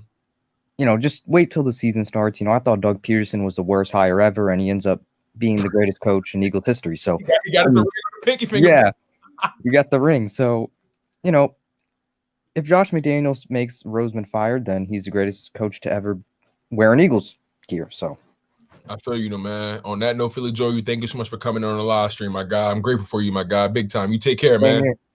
All right, you guys. I was going to end it, but I got the legend in the building. I got the legend in the building, Mr. 10K, the legend, Joey Shakes. Oh my God. Oh. What's up, bro? What's going good, on, family? How you doing, man? How you doing? I'm good, bro. I can't live stream, so I'm in YouTube jail right now. I need some I need to let it out a little bit right now. So I figured I'd jump in. I literally just got home. So Yeah, that's crazy, man. It's all good. But listen, you bro, like real quick, before we get out of here, like, I know you've been dropping mad videos. You've been going crazy. Like you've been, the clip you've been dropping these videos in is insane, my guy. Like I know you're exhausted, but what are your thoughts on everything right now with Josh McDaniels, the coaching situation? Just what are your thoughts, man? look, at the end of the day, sometimes it's real tiring to see Eagles fans be so negative, especially on Twitter and just going around. And every decision that we make is going to be negative, and I'm trying not to be that way. Look, at the end of the day, I think if it's me, I think at the end of the day, I think Josh McDaniels will be our head coach. I think it's going to happen. Obviously, Brian DeBall is backed out, doesn't want to be here, and Todd Bowles' interview today, which, I don't think everyone's a big fan of Todd Bowles being the head coach. I'm not either. I'd rather have Josh McDaniels. But look, like whoever we have, one coach, even if, you want the big name and Eric Bieniemy, but at the same time, you can hire him, but it's not going to fix our whole situation just by hiring a head coach. You know what I mean? But with Josh McDaniels, with Josh McDaniels, the guy, obviously 3 championships and, has really done a good job with the Patriots. Obviously, they've had Tom Brady. I think that's what turns people off because they look at the bigger name. They look at the KC offensive coordinator because it's recent success as of right now. But I think down the road, I think Josh McDaniels will be our head coach just because I think he's good with quarterbacks. He's hard on his players. And, obviously that meeting went for a long time, 8+ hours. So he wants some type of control, and that's what I think is not fair. The Eagles, they say they want to keep Carson Wentz this year. That's fine, but it's like they want to give the head coach some say as well. But if the head coach comes in and says, "Hey, Carson's not my guy. I don't want him in my system." If they see Jalen Hurts to be even better, I'm not saying Jalen Hurts is John Elway or Peyton Manning or anything like that, but I feel you. You know what I mean? But we just got to deal with whatever we got to deal with. I mean, that's it. Like you're not getting a guy. We're not going to contend next year. I mean, you never know what could happen. Josh McDaniels can come in and you never know. Like we all just have to take it with a grain of salt and just take it one step at a time. It's just there's too many negative Eagles fans right now. And look, I'm negative at times too, but like I'm all for change, at the end of the day. And even though Doug might not be the guy that should have been fired and the only guy should have been fired, it is what it is. I obviously think there's a power struggle. Howie Roseman and Jeffrey Lurie have that power. And, and I was all for Deuce Staley being the head coach as well, which could still happen. But I feel like, they will pretty much run him out of here. And every Eagles fan thinks they're just going to run any coach out of here. But with Josh McDaniels, he knows how to use players. He knows talent when he sees it. And you know what? I think a lot of Eagles fans don't want Josh McDaniels just because, of not really too much, not recent success as of last year. Yeah. But the last time he was a head coach was like 2008, 2009 for the Denver Broncos. He only lasted a year and a half, but that was years ago. It was year. He's a totally different guy. My thing is, like, to your point about his mentality, how hard he is on his players. I feel like at this point where this team is, they need someone like that. They need someone who's going to hold this team accountable in all facets, top to bottom, no matter what your position is, no matter how much you're getting paid. That's the kind of guy we need in this organization right now. I feel like since the Super Bowl, Doug Peterson's easygoing ice cream personality, it's allowed the players to kind of take a chill pill in terms of their commitment to their bodies, their commitment to the game. They got the Super Bowl, so now they got a little fat. And I'm in that line of thought where I welcome any kind of change right now. If our head coach ends up being the guy his name Joe Brady from the Panthers or something like that. Yeah. I'm very intrigued by him. You know what I'm saying? Like I'm intrigued by Deuce. The bottom line is we need someone who's going to change the entire fabric of the way we do business. And the only way that happens is if Jeffrey and Howie take a back seat and fall back. You know what I'm saying? And I believe Howie's contract is over at the end of this season. So he's actually fighting for another extension or an extension at this point. At this point, he's fighting for his job. And I feel like with this coming draft, because it's going to be hard to figure out what we're going to do, especially not knowing who our head coach is. That's the thing. It's hard to predict anything from this point forward not knowing who the coach is, because the coach is going to hang his hat on his first pick. And depending on who's available, we're definitely going to go best available. Like I don't see us dropping the ball this time around. I don't see Howie Roseman allowing us to go past another wide receiver at this point, especially at LSU one and Jamar Chase. There's just so many, like you said, so many moving parts, so many variables, and there's so many negative fans out there that are, just shitting on the McDaniels factor and, talking about what he did in Denver and he reneged on. We get all that, but the bottom line is you cannot doubt his football mind. No.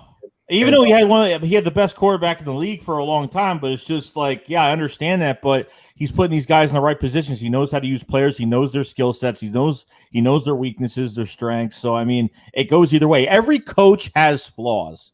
Every single coach. Every human has flaws. Like it's insane. Like take Brian DeBall, coordinator for the Bills, right? Like this was pretty much his only good year. Fourth, I think, offense of the league. Like the last from 2018, 2019 with the Bills, they were not even top 20 in offense at all. But this is what happens when you build in the draft. That's what I'm saying. Like when you bring a head coach in here, you're not going to have instant success because we don't have a roster. We really don't. I think we have guys that I think we have a nice little foundation. I think we have, especially offensively, I think we have some guys, but it's just going to take time. Like the Bills, it took a couple years because they drafted really well. I've seen all the guys like Singletary, Tre'Davious White, and all these guys that they've drafted. Right. And I mean?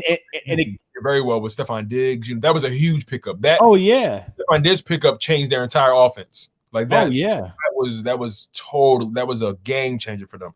And like you said, like in order for us to get out of this hellhole, we have to be willing to get out of this power struggle, right?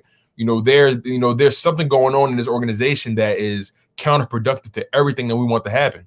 You know what I'm saying? Like there's no way in hell we can be successful if Howie Roseman, Jeffrey Lurie, and our new coach is going through a power struggle. There's no way. And if you want this person to succeed, if you like, for some reason, Howie in this organization believes that you can bring in a fry cook and not give him a spatula. Why do you want to bring in a coach and not give him the power to do his job? I don't understand. It's not fair. Then nobody should take the job. How can anyone be successful? That's why I believe, even though, like, I believe that Doug Peterson would have still been here if he was open to getting an OC outside. But the fact that he was hell-bent on elevating people inside, which pretty much in his mind showed the only semblance of power he had, then at that point, it was like, you know what? We're going to move on. He could have saved his job if he decided to go outside and get an OC. But he said, you know what? I'm tired of this power thing you guys got going on. Like this is what I want to do. Now I'm not sold on Press Taylor, but I understand the pride and the ego behind him saying, listen, I'm tired of this. Like y'all keep doing this. And you know what? I'm not even mad anymore. I got my ring out of it. We made history. It is what it is. No matter what you say about me or to me, right. I'm the only head coach to get y'all a Super Bowl. So guess what? Do what you got to do. And I respect the mindset, but the Eagles got to get out of their own way, my guy. We have to get out of our own way. This is. I'm gonna be honest with you. We will not ever see another Lombardi Trophy unless Howie is out of this organization. Yeah. Unless Howie is gone completely, because Jeffrey will continue to find ways to cover for him. He will continue to delegate and talk about, hey, well, Howie does a good job at, knowing when to lean on the experts and this, that, and the third. And, on top of that, a lot of people look to our staff, for GM jobs and this, that, and the third. Okay, so if you know you have all these smart people behind the scenes, why are you allowing Howie to continue to kill you? Why are you allowing Howie to continue to override decisions where we were going to get guys like Jeremy Chin, but you wanted to draft Jalen Hurts? Now, in hindsight, it looks like a genius move. But you can make an argument that if you don't make that draft pick, it doesn't put the bug in Carson Wentz's ear and, so on and so forth. Like, it's so many variables that you can make a what if for. But the bottom line is, for many years, Howie Roseman has been going against the grain, cutting his nose despite his face, and totally just ignoring the experts when it comes to this football stuff. And this is his last straw. I don't see him getting an extension beyond this. Mm-hmm.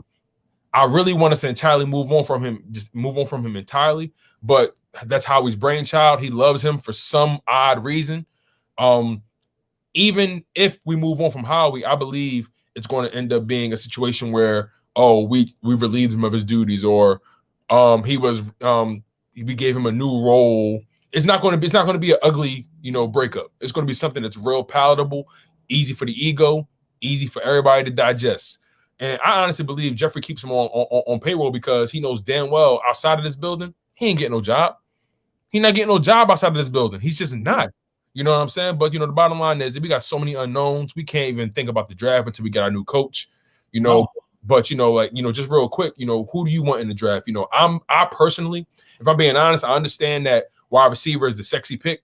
But I'll be honest with you, bro. If we can get Micah Parsons, bro, at linebacker, that can change the entire fabric, the entire identity of our defense.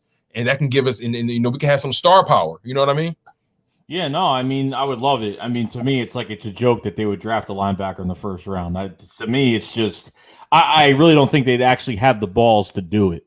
They haven't done it in years. They haven't done it. Logically, I would go defense, regardless whether it's linebacker, corner, whatever it is. Logically, I'd go because honestly, I think the safety class is pretty deep this year. I think they can get a safety mid-round as well. So, I mean, there's a lot of holes besides slaying that secondary. There's a lot of holes, and I don't think getting some of these guys back. I think Craven LeBlanc's a free agent this year. I think Avonte Max has just struggled and not playing well. Yeah, and at safety, if you're not bringing Rodney McLeod back, Jalen Mills is gone, and we have nobody. I have no faith in Rudy Ford. I have no faith in Kevon Wallace. No faith in Epps. Like, I'm not gonna lie, Kevon Wallace looked bad this year. And like, granted, he wasn't getting consistent snaps, so we can really get a rhythm going. But like, his worst game, in my humble opinion, granted, it was his first real start. George Kittle lit him up in game. Like, but it's hard to have faith in him. But at the same time, he's a rookie. He didn't really get a training camp or a preseason. You know what I'm saying? Like, I still want to give Kevon Wallace a little bit of the benefit of the doubt, because of the Clemson, relationship and a relationship to Brian Dawkins. Brian Dawkins clearly knows the kid. He was roommates with Brian Dawkins' son in college. He speaks highly of him. So I kind of want to give him the benefit of the doubt. Yeah. Kevon Wallace in particular when it comes to safeties. But Mills got to go. Avonte Maddox. Only way I see him staying on this roster is if they put him in a slot, maybe. Kevon LeBlanc, I don't see them resigning him. We have so many holes to the point where as though we need a landslide pick. We need a pick that's just going to shake the room. We need a pick that's when he comes in the building, it changes everything. Mm-hmm. And I think Micah Parsons can do that on defense. Now we need to find that leader on defense this year. Right. And on offense, I say go Jamar Chase. Yeah, I mean, you know what? If it's going to really turn your offense around, it's really going to help whoever comes in. You want to make up for these bad picks that you've had, and honestly, Jeffrey Lurie thinks it's more of the scheme than the actual players. But and I think they could have done more with these players this year. But I agree. They've just back traveled, rewind the clocks a little bit, and re-sign guys like Jason Peters, and not letting Jordan Mailata play the whole year, and then the injuries on top of it is just. It's just ridiculous. I've never seen a team so injured, and it's gotten worse every single year since the Super Bowl. So, as of right now, I understand like everyone wants to go after the receiver. Logically, you would go defense, but I think you need to get a playmaker opposite of Jalen Reagor. I think Reagor was used the wrong way. Like, I don't think he's a bust. I can't really call him a bust because he was really used the wrong way all year. I agree. And not even just that, but this offseason, barely grass time. There was no camaraderie. There was no chemistry with a lot of these guys. A lot of these guys could practice together. They had to film themselves practicing and doing things and sending them to the coaches. Like, they had to film all this stuff. So with no rookie minicamp, no preseason games, you're going to base off of 2 scrimmages at Lincoln Financial Field just to throw guys on the field. And I put some blame on Jim Schwartz too, because you know what, like, you drafted Davion Terry, didn't put him in until week 10, but he was playing special teams, and he was horrible. But I can't blame the kid, I even like I'm saying, linebackers like Sean Bradley, just some of these other guys that I like more playing time with. TJ Edwards has gotten some, and obviously Alex Singleton has done a pretty good job. So, I don't want to be the team going into next year, because I'm telling you right now, the NFC East, like the rest of these fans from these rival teams, they think we're going to be an easy cakewalk next year. New coach. We have nothing to play for next year. Now, I'm telling you right now, the next coach that comes in here is going to fire these guys up next year. We're going to win games next year and not make any mistakes. And hopefully this quarterback situation, I don't want, like, teams are going to take us lightly next year, regardless of what our roster looks like. I don't want to be taken lightly next year. I really don't. That's my biggest thing. I'm big on respect, right? I'm real big on respect at this point. We lost a lot of our respect these past couple seasons, and a lot of people think we're imposters when it comes to our Super Bowl. You know, like it's just like I hate feeling disrespected in real life. So it's like, you know, when it comes to sports and my team, like I have an ego. I'm not gonna lie. I want my team to smack everybody hard. So it's like the way we play this season was unacceptable. And we got to come out swinging next year. And the only way that happens is if we bring a coach in here that's going to put the fire in everybody's belly. And I'll be honest with you, I think either Deuce or McDaniels could put the fire in everybody's belly. Those guys love Deuce, you know. And then McDaniels, like he's a hard coach, so he's not going to let guys fall by the wayside, and especially with their health and so on and so forth. You know, like, you know, I just look at us, you know, from a bird's eye view, and like you said, we got some things to work with. You know, I don't think Jalen Reagor's a bust. To your point, I don't. I just feel like he had to deal with some weird injuries this season, and you know they didn't really use him correctly. If out of all the wide receivers that we had that we remotely used correctly, that it showed was that play with Quez Watkins. He was used perfectly in that play. That was exactly how you're supposed to use him, just like that. And then on top of that, Travis Fulgham, when we're using them, you know, those 50-50 balls, them comeback routes, the out routes, you know, plays where it allowed him to be physical and use his body, you know, to post up and, you know, do his thing.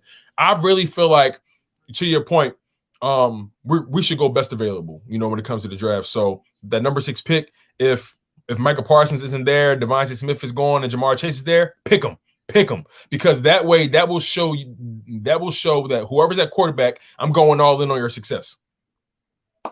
Yeah, you know what, and you know what, it's, you know, we were going to definitely lose one of these guys in the draft. I mean, one of them is definitely going to go early, probably top 5 most likely, and then obviously the Eagles. Well, because of that Heisman, Devontae Smith is going top 5. Yeah, most likely.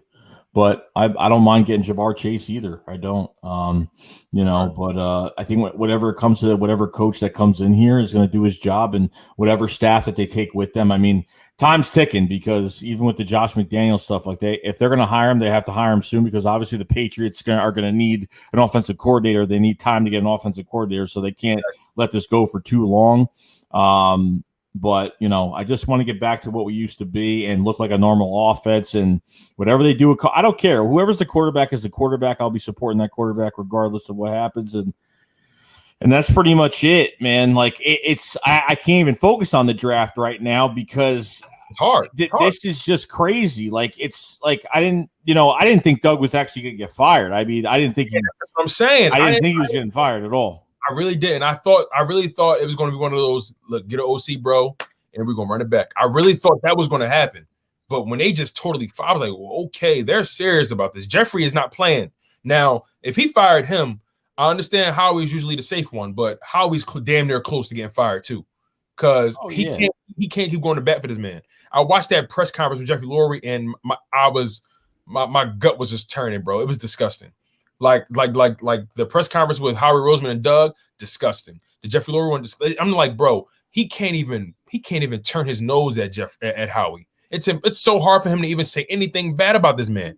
And like, he just keep covering for him. He can't keep covering for this man. Like, I was listening to some of these questions. It got to a point where certain reporters were like, listen, Jeffrey, let's just call it what it is. Howie has not been good at his job these past several years. What are you going to do about it? Somebody, like, I don't know if it was Howard Eskin or Reuben Frank, one of those guys, but they asked him a direct question, said, bro, what are you going to do about this problem? He clearly is a problem. And he just couldn't even answer. No, like, I didn't know what he was talking about half the time. Like, I really didn't even know what he was talking about half the time. Bro, he was referencing picks from the early 2000s. Like, he was referencing oh yeah, you know, I'll put our resume the past 20 years up against anybody. Like, I don't care about what happened 10 years ago. I'm talking about now. Like, it's killing me, bro. The mindset is killing me. And behind closed doors, I think Laurie's tired.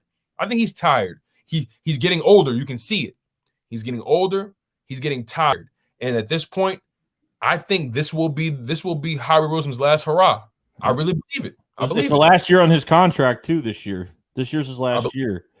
If he extends him, it's pure nepotism. If he extends him, it's pure nepotism.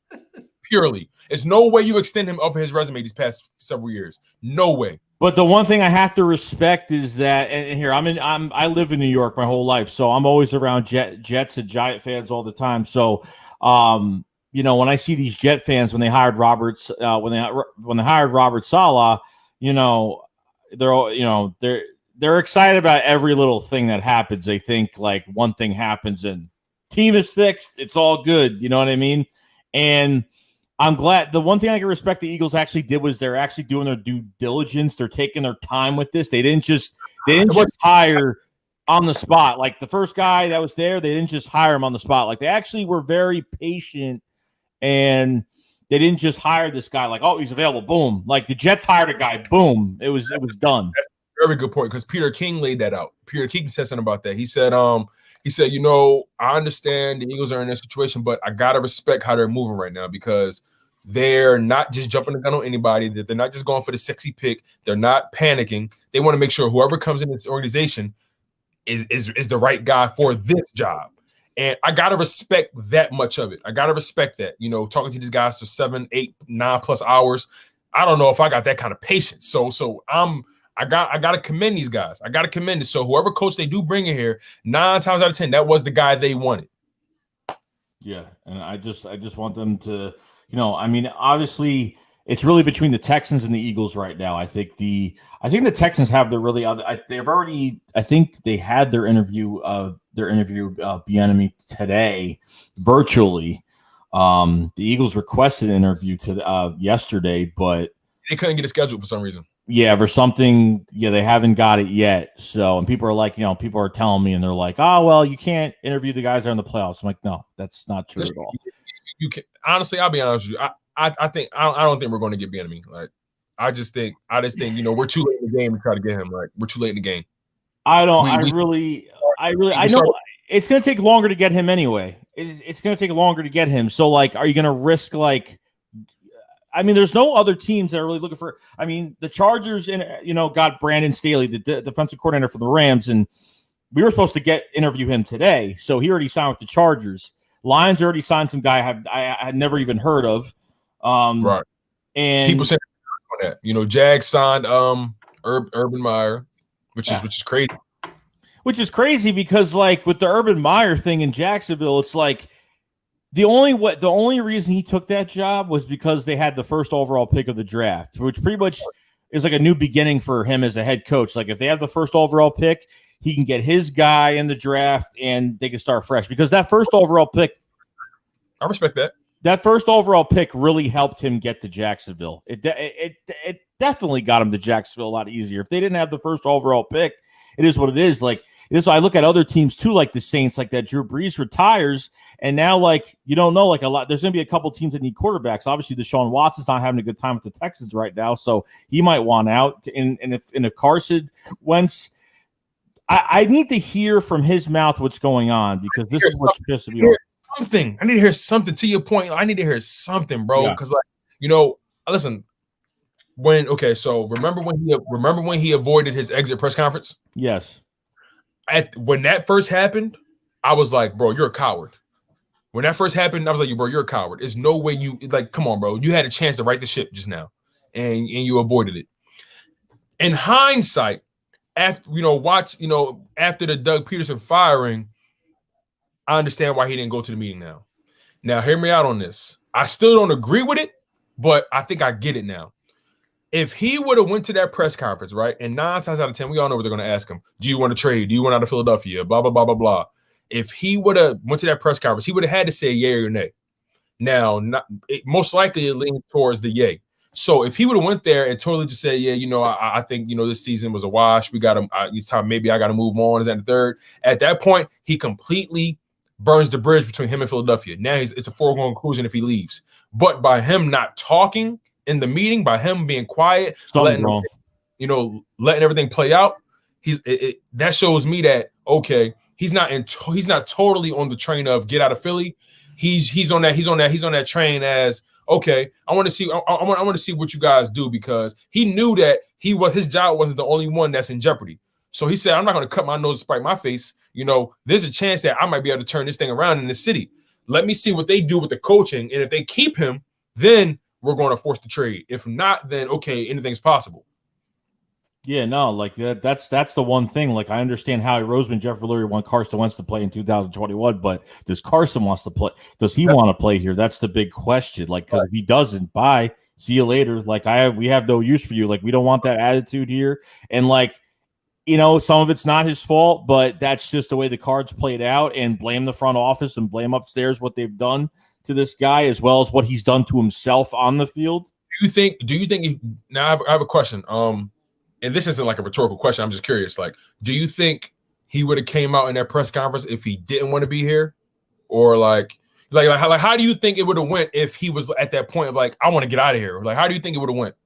You mean like for that, like if he went to that press conference? Yeah, like so. I guess what I'm asking is, do you think by him showing up to that press conference and speaking his piece or whatever, do you think that would have showed like, okay, like he wants to get out of here, like you know what I'm saying, like do you think at that point in time, if he would have spoken at that press conference, it would have been like a foregone conclusion? No.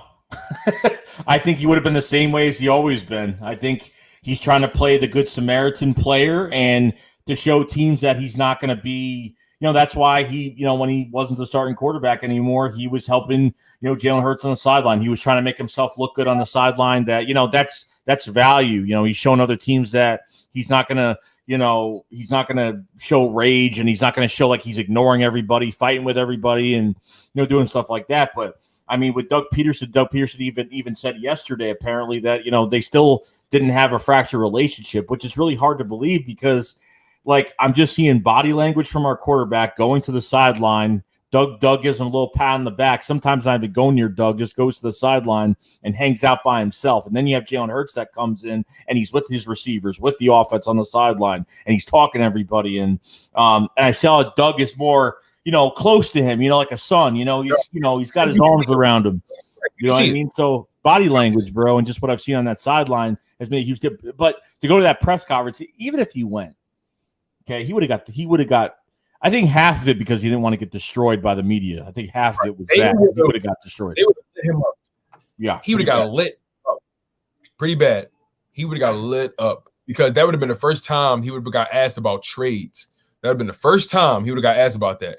And I get not wanting to be on the spot at that moment, especially when you don't know what's going to happen with the team. Like it'd be different if like the team was like sold on Doug Peterson and it was just like, yo, like Carson, like what's up with you? Like then I think he would have got out of here. But the fact it was such a shaky situation on all angles, I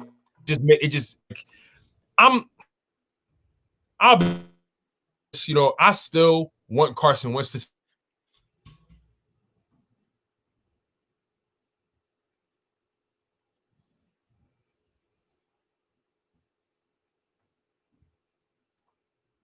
Internet. All right, my bad. Sorry about that. No, yeah. You're good. Yeah. I'm just when it comes to Carson, it's just the bottom line is this. I still like him. I can't lie. I still like Carson Wentz. I'm going to be very forefront about that. I still like Carson Wentz. I also really like Jalen Hurts as well. I can't deny that. So I'm always for the logo first. Whoever gives us the best chance at success, I'm with that person. I'm with that person first and foremost. I want to make that very clear. Like, but I feel like Carson Wentz had a bad year. He had a bad year, a really bad year, a horrendously bad year, to the point where it makes you question his talent. Yeah. But at the same token, I feel like he needs an opportunity to right that ship. He never played that bad before, ever. He needs an opportunity to right that ship. And whoever our coach is, if they give him an opportunity, if he blows it, he blows it. At the end of the day, we still got Jalen Hurts on the contract. You make a move. But if he doesn't, and he's showing you that he got his swagger back, then you find a way to get something for Jalen Hurts. The bottom line is whoever is playing the best, you put him in.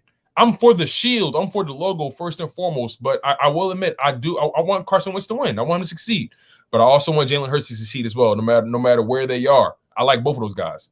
That's my truth, man. Like I really want, because like it's so hard for me to give up on Carson Wentz, seeing what I saw in 26-17 and throwing that touchdown on a torn ACL and LCO. Like it was just like the dude been through hell and back in this city. Like, I gotta give him one last hurrah. I got to. Like, that's just how I'm feeling. Yeah, no, I understand. I understand both sides. I'm probably not on that much of that side too much, just because like you fed up. You fed up. I've already gone through my things to where, you know, the guy's been hurt so many times. The guy has. Is he gonna be more mobile next year? Is he gonna be the same way? I mean, and that kind of really pissed me off this year was he just looks really slow. Like he gained another 100 pounds because they wanted him to bulk up so he doesn't get hurt. And the 1 year when we don't want him to get hurt, he doesn't get hurt, and he can't even play football. Period. Right, he looked like a robot. I give you all of that. Play actions weren't he barely was able to get the play actions off. Like some of those play action plays he barely even like, come on, bro. I'm not a linebacker. I can read that. You know what I'm saying? Like, it's just you know, we had so many problems with this team. And that's why Doug got fired too. It's mostly because of his playbook. It's mostly because of his offensive assistants and what he was doing with all of them. And number two, when we found out what his real plan was, the pitch he was giving to Jeffrey Lurie on his plans with the coaching this season, just moving guys around and putting a DC where we know what Matt Burke, or whether it's Matt Burke or I forgot his damn name. Ungling or whatever. Corey Ungling, you know what I mean? Like, and then, you know, Press Taylor being your OC, like, bye, bro. Like, I can't. That was it. Do this anymore. I ain't gonna lie. Like, if that was me, I'd be like, wait, Doug, what'd you say? I'd say, wait. Did you mean to say press, or did you we're saying less because we're not gonna need it? Were you trying to say press? Okay, Doug. No hard feelings, but you can pack your bags. How do you have the balls to do that? Like, how do you have the balls to do that? Taylor has a job. It's because his brother is Zach Taylor, and his brother is the head coach of the Bengals. That's the only reason he has a job. That's the only reason. You know what I'm saying? Like, if the goal is to repair Carson, right? If that's your goal because you put so much money into him, because it seems like that's the goal for this organization right now.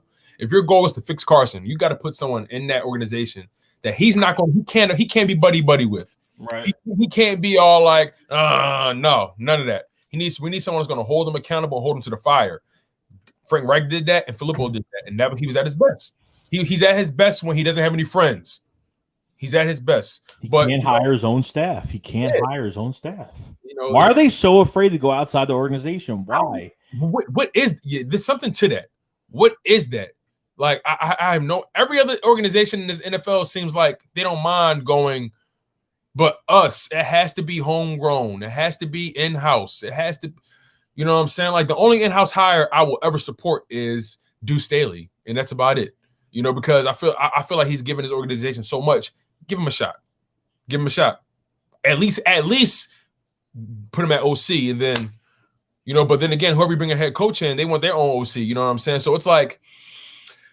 Well, obviously, if Josh McDaniels comes in here, he's calling the plays regardless. I mean, he's calling the plays, so he's not going to need no offensive assistants or none of that crap. He's going to do his own thing. Obviously, they all have offensive guys, assistants with them, but you know, it just depends on who they're hiring, what's going on, and obviously, defensive coordinator is going to be, you know, I don't think Todd Bowles is going to have a head coaching job. I mean, he might as well just stay in Tampa at this point. He might as well just stay there. Exactly. Like, I think that unfortunately, that Jet situation kind of ruined it for him. And it was not fair because the Jets were a shit show at that time anyway. It was like no one was saving them at that time. I think he had like one playoff appearance, you know, in that time he was there. He was only there for a short period of time, 4 or 5 years, maybe.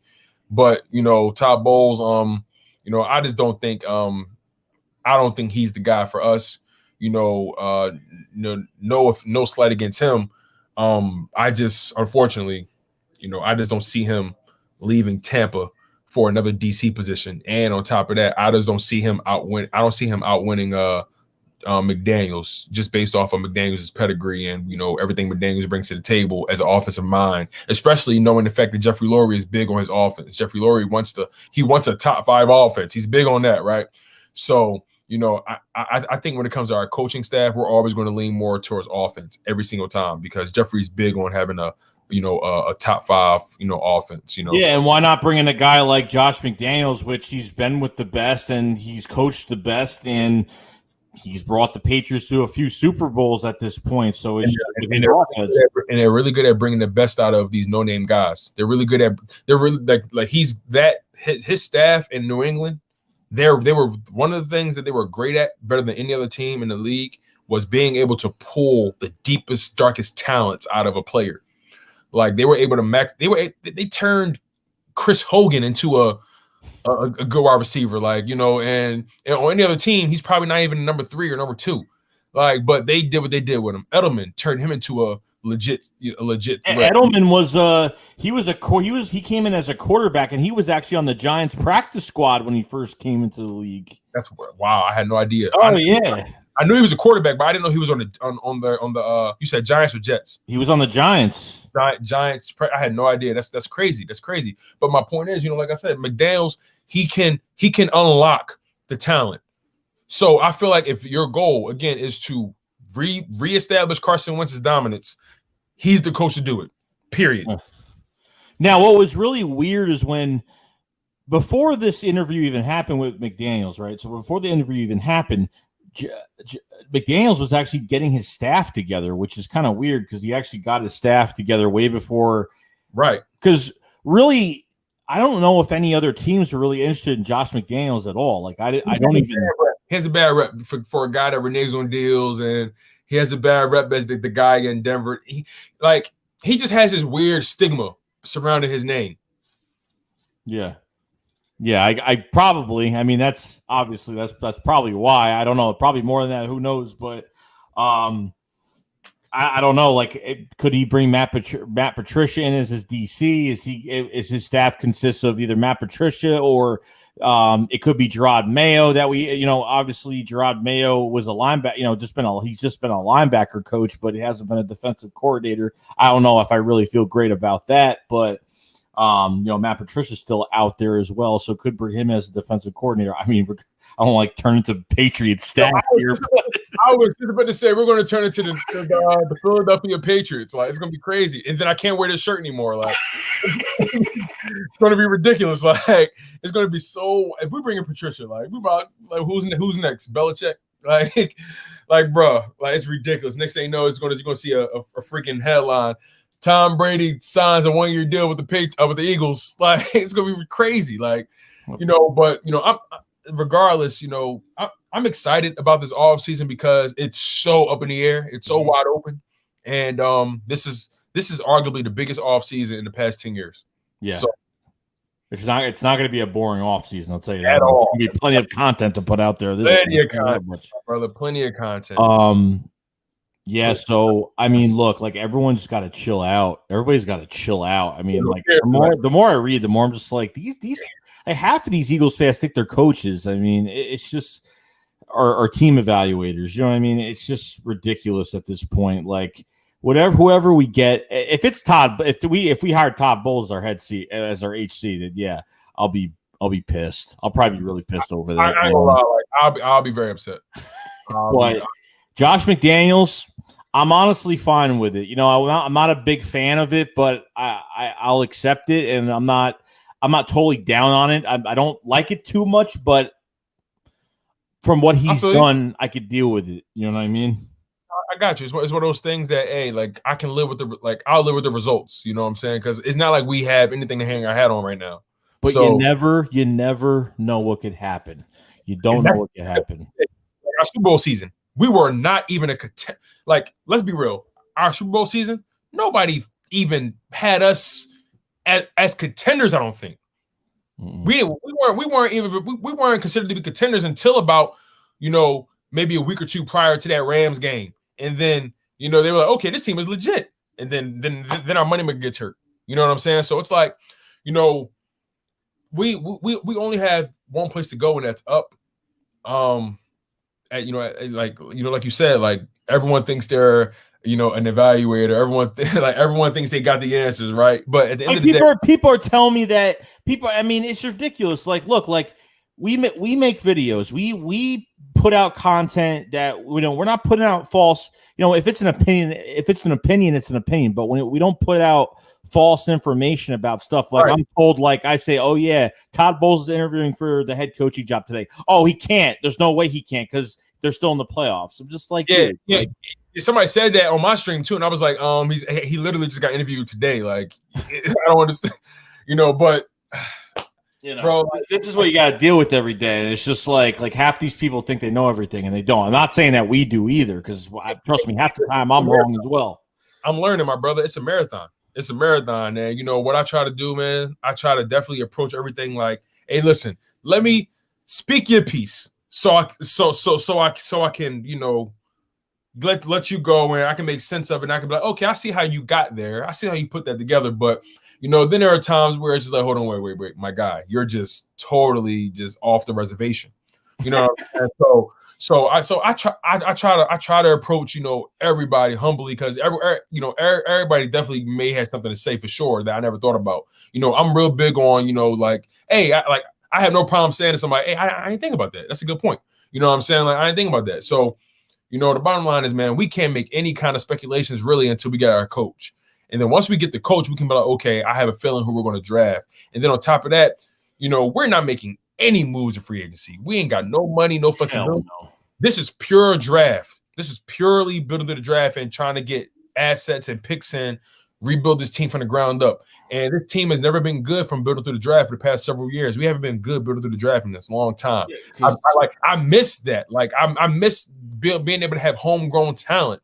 You know what I'm saying? Having homegrown talent like Brian Dawkins, homegrown talent like Jeremiah Trotter, homegrown talent like Trent Cole, homegrown talent like my man, oh my goodness, Lito Shepherd, Sheldon Brown.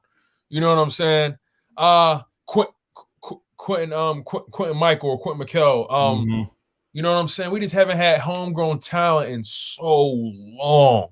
I know. Long, man. And what happens when it catches up to you? Like, see, you even look at our receivers right now, like, with Travis Fulgham and Greg Ward being free agents, whatever happens with that, now you got to look at, you still have Deshaun Jackson on the roster, you still have Marquise Goodwin on the roster, and Goodwin's a lot cheaper. I mean, definitely a lot cheaper. He's only like $3 million for the year, so it's not horrible. You could keep him this year just as a veteran presence or whatnot, but obviously he hasn't played in a year because he took last year off. But with Deshaun Jackson, it's pretty much done. I'm pretty much done with Deshaun Jackson. I mean, just can't stay on the field. For the organization in the past, I will. It's a shame that he couldn't get a Super Bowl with us. It would have been beautiful, because he is responsible for arguably the biggest comeback in Eagles history. It's unfortunate, but we got to move on from, guys like Deshaun Jackson. We haven't had 1,000-yard receiver since Jeremy Maclin. I mean, since 2014, we haven't had a 1,000-yard receiver. Yeah, like, I feel you, man. Like, it's just we got to move on. Unfortunately, we got to move on from Zach Ertz. I think the good thing that we take out of these receivers, obviously, that when Alshon Jeffrey came back and kind of screwed everything up a little bit, but the good thing is John Hightower's had a good amount of snaps, and even Quez Watkins has had snaps here and there. So I mean, flashes. That's the one thing I can't say about our wide receiver core. They all showed flashes of they can play in this league.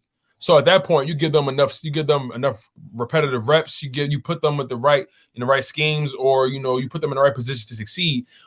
Listen, if you plug in Jamar Chase onto this wide receiver room, on top of what we got, and I know, we can really change the fabric. Our defense may not be legit, but if we can get our offense off the ground, we can run with anybody. It's an offensive league, bro. It's not a defensive league anymore. You got to score points in this league now. You can't depend on your defense anymore. You just can't.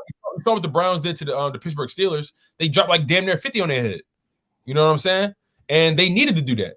Granted, Pittsburgh put up points late, but they came out swinging. You got to be able to run with teams like the Chiefs. You got to be able to run with teams like the Ravens. Miles Sanders would have had over 1,000 yards this year if they ran the ball more. He would have had 1,000 yards easy this year. Easily. It seemed like every other game he was breaking a 70-yarder. You know what I'm saying? Like, it's ridiculous. But Joey, I've been rocking out for damn near 4 hours. Yeah, I know. It's all right. I'll get you out of here. No, you good, man. I'm glad I was able to get you on, man. You chopped it up for about a good 40 minutes, man. Yeah. Like, I'm grateful for you for locking in. I appreciate you, my guys, always. You guys, like, we had so many people on the live stream. I can't wait to check out the numbers after the fact. Man, make sure y'all like, comment, and subscribe if y'all new to the content. Joey Shakes is the Don. He does this on a high level, man. Make sure y'all go lock in on him as well. But 9 times out of 10, if you're locking in on me, you already locked in on Joey's show. Once again, I'm grateful for Joey for always showing me love, always putting my name out there, always telling you guys to lock in on my content. Grateful for you guys. Make sure you guys cop up on not only Chalk It Up merch as well, which is available on Teespring. Make sure you cop them on Joey Shakes merch as well, available on Teespring as well. Make sure you go on his YouTube channel. The links is everywhere in all our bios, all our videos. Just make sure you go support all of our content, support the merch, donate to our channels. At the end of the day, we grind at this and we get this to you guys every day for free. And it's all for the love, you guys. Let's put our good energy. Let's pray for our Eagles. Let's hope for a good coaching hire. And let's hope that Howie Roseman doesn't blow the draft. Any final words, Joey? Not much, man. Appreciate it. I came in very late. So I appreciate you bringing me on today. But yeah, definitely I'm gonna have some roundtables soon. Obviously, I have a backup channel right now on my channel. You can check it out. It's got close to like 300 subs, but trying to build that a little bit. So that's the way I'm going to start doing live streams on that channel for a little bit, because I need to start live streaming soon because I can't do this anymore. And that copyright strike is till April 5th. So I won't be able to live stream until about April 5th on the main channel. And that's pretty much it. Yeah, it's going to be, it stinks, but I'm putting out as many videos as I possibly can every single day. But I will have a roundtable with everybody. We'll get some more people in, and yeah, we'll take it from there. I'm subscribed to your backup channel as well, and I'm share it and all that. We gotta definitely get that up for sure, man, for sure. But yeah, man, that's all we got for you guys. Y'all was tuned into the Chalk It Up live stream, where no matter if we win or if we lose, we just got charged to the game. I was joined, last but certainly not least, by the legend Joey Shakes, and also I'm your humble host Tone DeShields II. One love, y'all, and fly Eagles fly. Fly, let's fly, guys.